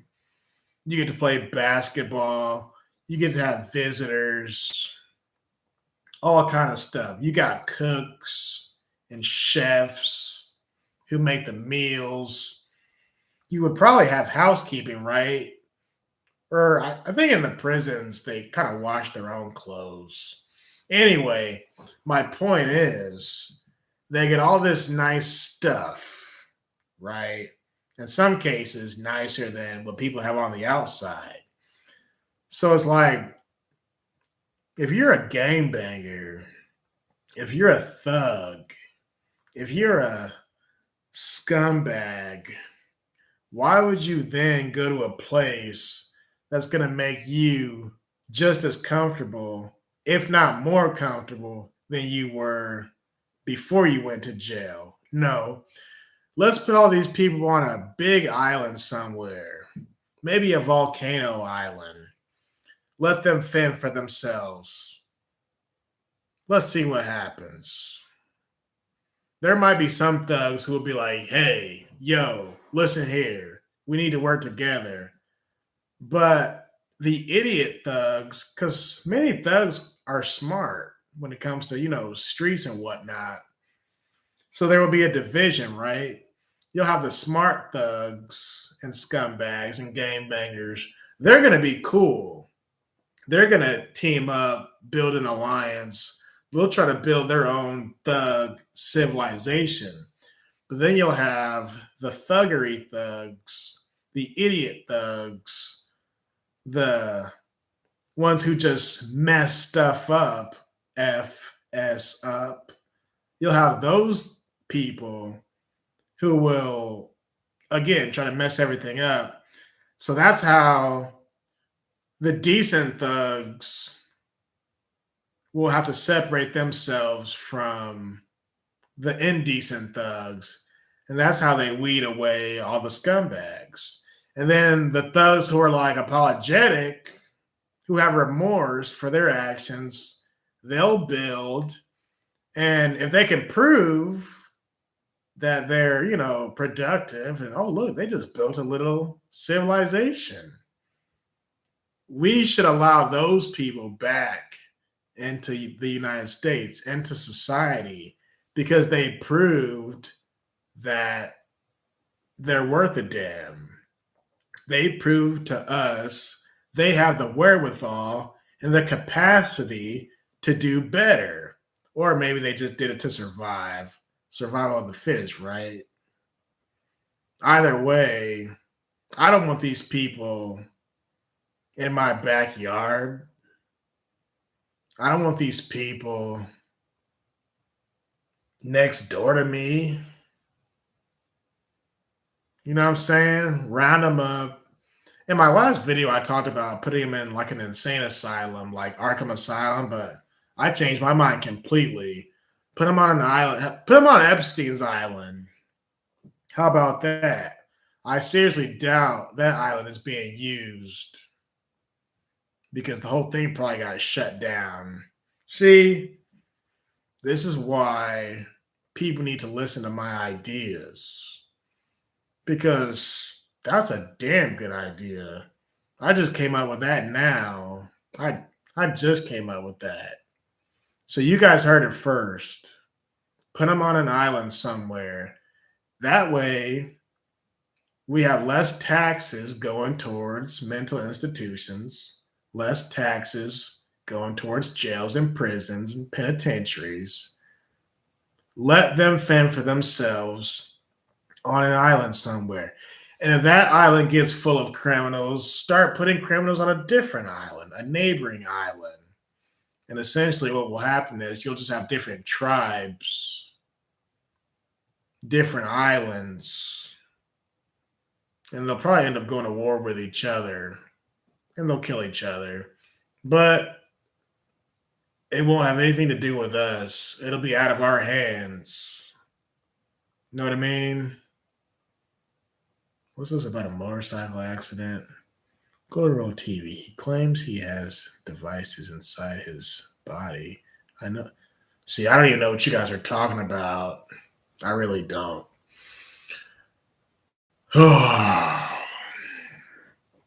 Let me eat some food. Does anybody have any questions before I leave? I appreciate y'all being here for Charlie Kirk's sake. And so I could get some stuff off my chest. I appreciate you guys. Golden Rule TV, Tar Baby Yoda, Latin and Callie, Mana, Raymond 11, Joe Norman, and all the good people. Oh, and Pinocchio's helicopter, of course. Yes. Does anybody have any last words? I've been on for 2 hours. You don't want to just hear me rant and rave continuously, do you? Good show. Yeah, thanks. Oh, nice try, Joe. What do you think about my idea with putting all the scumbags on an island somewhere instead of putting them in jail? That's less resources coming out of our pockets, less taxes. Because you don't need to fund an island. An island is just a piece of nature, just a random body of land somewhere, way far away. Shout out to you too, buddy. You want to hear me rant? Why? I'm surprised, not just you guys, but I'm surprised people in general want to hear me rant. I think it's because I'm just this normal, real ass brother. I used to write a lot when I was in my early 20s. Even as a teenager, I used to write a lot. But even prior to that, me and my brother, my younger brother, we used to share rooms. My big brother had his own room. My sister, she was the baby. She had her own room. So me and my other brother, we were both in the middle. So we shared a room. Every night we used to tell a story, and it was funny, and we'd laugh and giggle like schoolgirls. Well, we tell these stories at night, and then we fall asleep. Well, it would get so good at times where we'd be telling stories. One of us falls asleep, the other person's still telling a story, not knowing the brother is asleep. So then, whoever fell asleep first, that was the other person's cue. Okay, it's late. He done fell asleep. Yeah, writing is fun. I can still write if I try to this day. To this day, writing is fun. Yeah. I think we should promote this idea of putting prisoners on an island. The only thing is, a lot of prisoners, a lot of criminals are really smart. So they'll find a way off the island, then they'll come back here and try to seek revenge on the people who did that to them. How dare you put me on it? It's kind of like World War Hulk. Like Hulk was too dangerous to be on Earth. So Tony Stark and Black Panther and Charles Xavier and Doctor Strange, the Illuminati, right? Reed Richards, they sent him to a different planet. Long story short, Hulk got pissed off when they did that to him. And then he came back to Earth and whooped people's asses. Yeah, because Planet Hulk was torture. Planet Hulk was the wrong planet he was supposed to go to. He was supposed to go to like a peaceful planet, but instead, something happened with the computer to where he got sent to the wrong planet.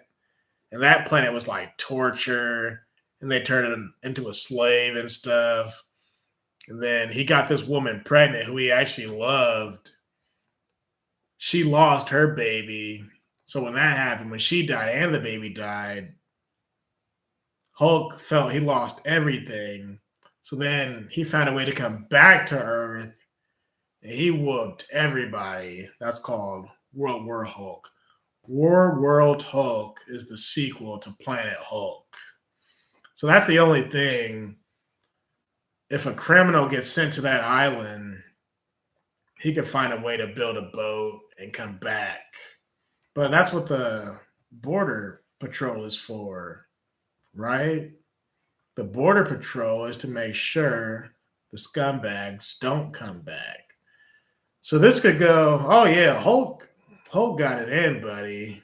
Bad people don't deserve a beautiful island. Hey, use the island as a second chance. The island is to prove if they're worth saving or not.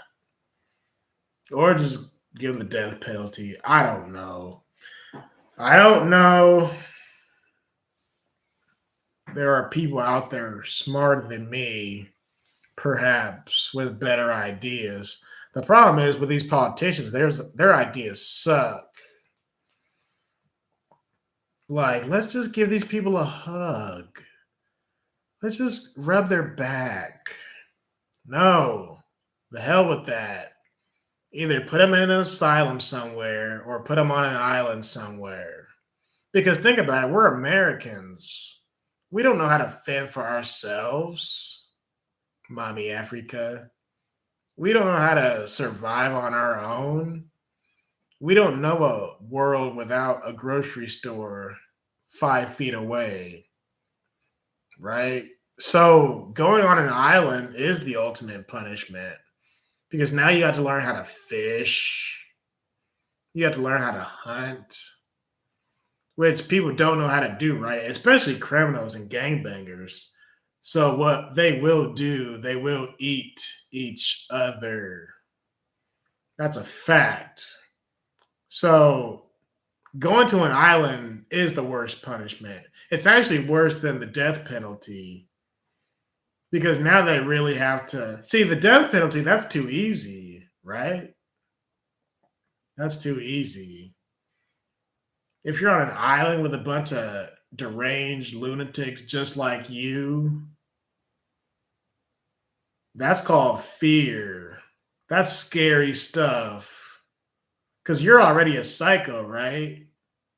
But now you're surrounded with psychos just as dangerous as you, and there's no prison warden, there's no COs, there's no crows, no nothing, no guards to protect you. It's kind of like a fight with no referee. Excuse me. It's kind of like a fight with no referee. There's no boundaries. It's like the Hunger Games with no rules. That's what it would be. I'm surprised they haven't made a movie about this yet. You guys should patent the time and the date. Yeah. I might have to write this. I might have to write a. It wouldn't be a short story. This would be a whole movie. Oh, yeah. This would be a damn good movie. What would the name of it be? I don't want to just say The Island.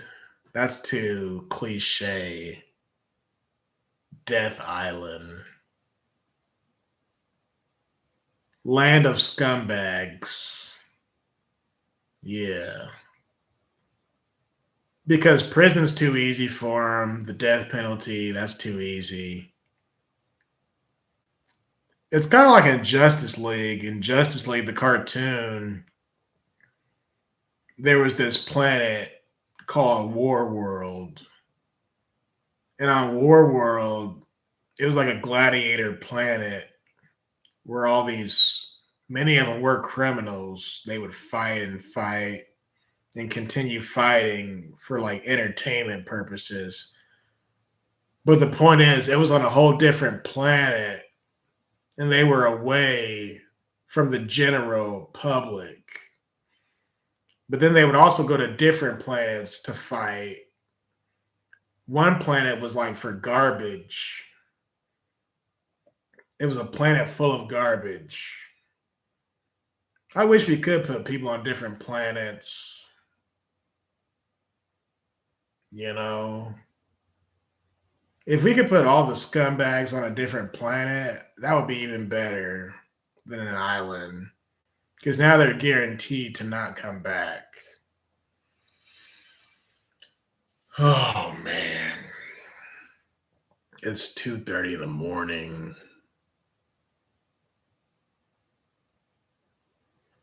I need to eat some food. I haven't even taken a shower yet. It's definitely good to see you, Raymond 11. Man, I ain't seen this dude in months. Shout out to you guys. Maybe I'll make a follow-up video this week. And I'll shout you guys out. Hopefully. I asked you guys like 20 minutes ago if anybody had any questions. No one has any questions, but y'all still talking stuff.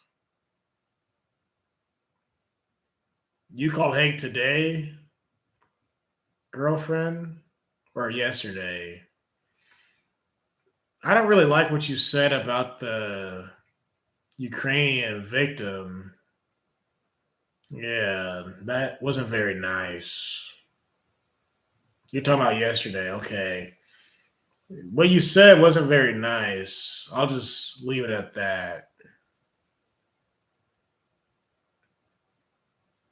Oh, my super chat on JLP. What did I say? Was it the one about what's that? Oh, you're talking about that song, the dang on. It's a quarter after one. Is that it? Yes. Maybe you were too liberal. It's possible. I might be, but they were not kind words. And the woman who was killed, she was innocent. She didn't do anything wrong. You heard my call the day before, so you know where I'm at with it. And I made a video response to what I was already saying. Okay. Golden Rule TV, Latin and Cali, Tar Baby Yoda, Mana, Joe Norman, Raymond 11, all the good people. Let me talk to y'all later. Because if I don't close it out, y'all just going to stay here and keep talking. I'm like, what the heck? Why don't we do a countdown? How about that? Yeah, Latin. We'll talk about it. Yes, Pinocchio, you too. Y'all have a good night. Have a good day at work tomorrow. If it's your off day, enjoy your off day tomorrow. If I don't see you, have a good weekend. We'll talk. I got some more stuff coming on my other channel, Greg's Clips. Some more funny stuff. I'm working on a collage of to this day clips. It's like a 15-minute video of people saying to this day. It's funny. What day is it? Right now it's Thursday here. Yeah. We'll talk about it, Latin. You're not hearing me on this one. It's all good. But I'll talk to y'all later. Peace.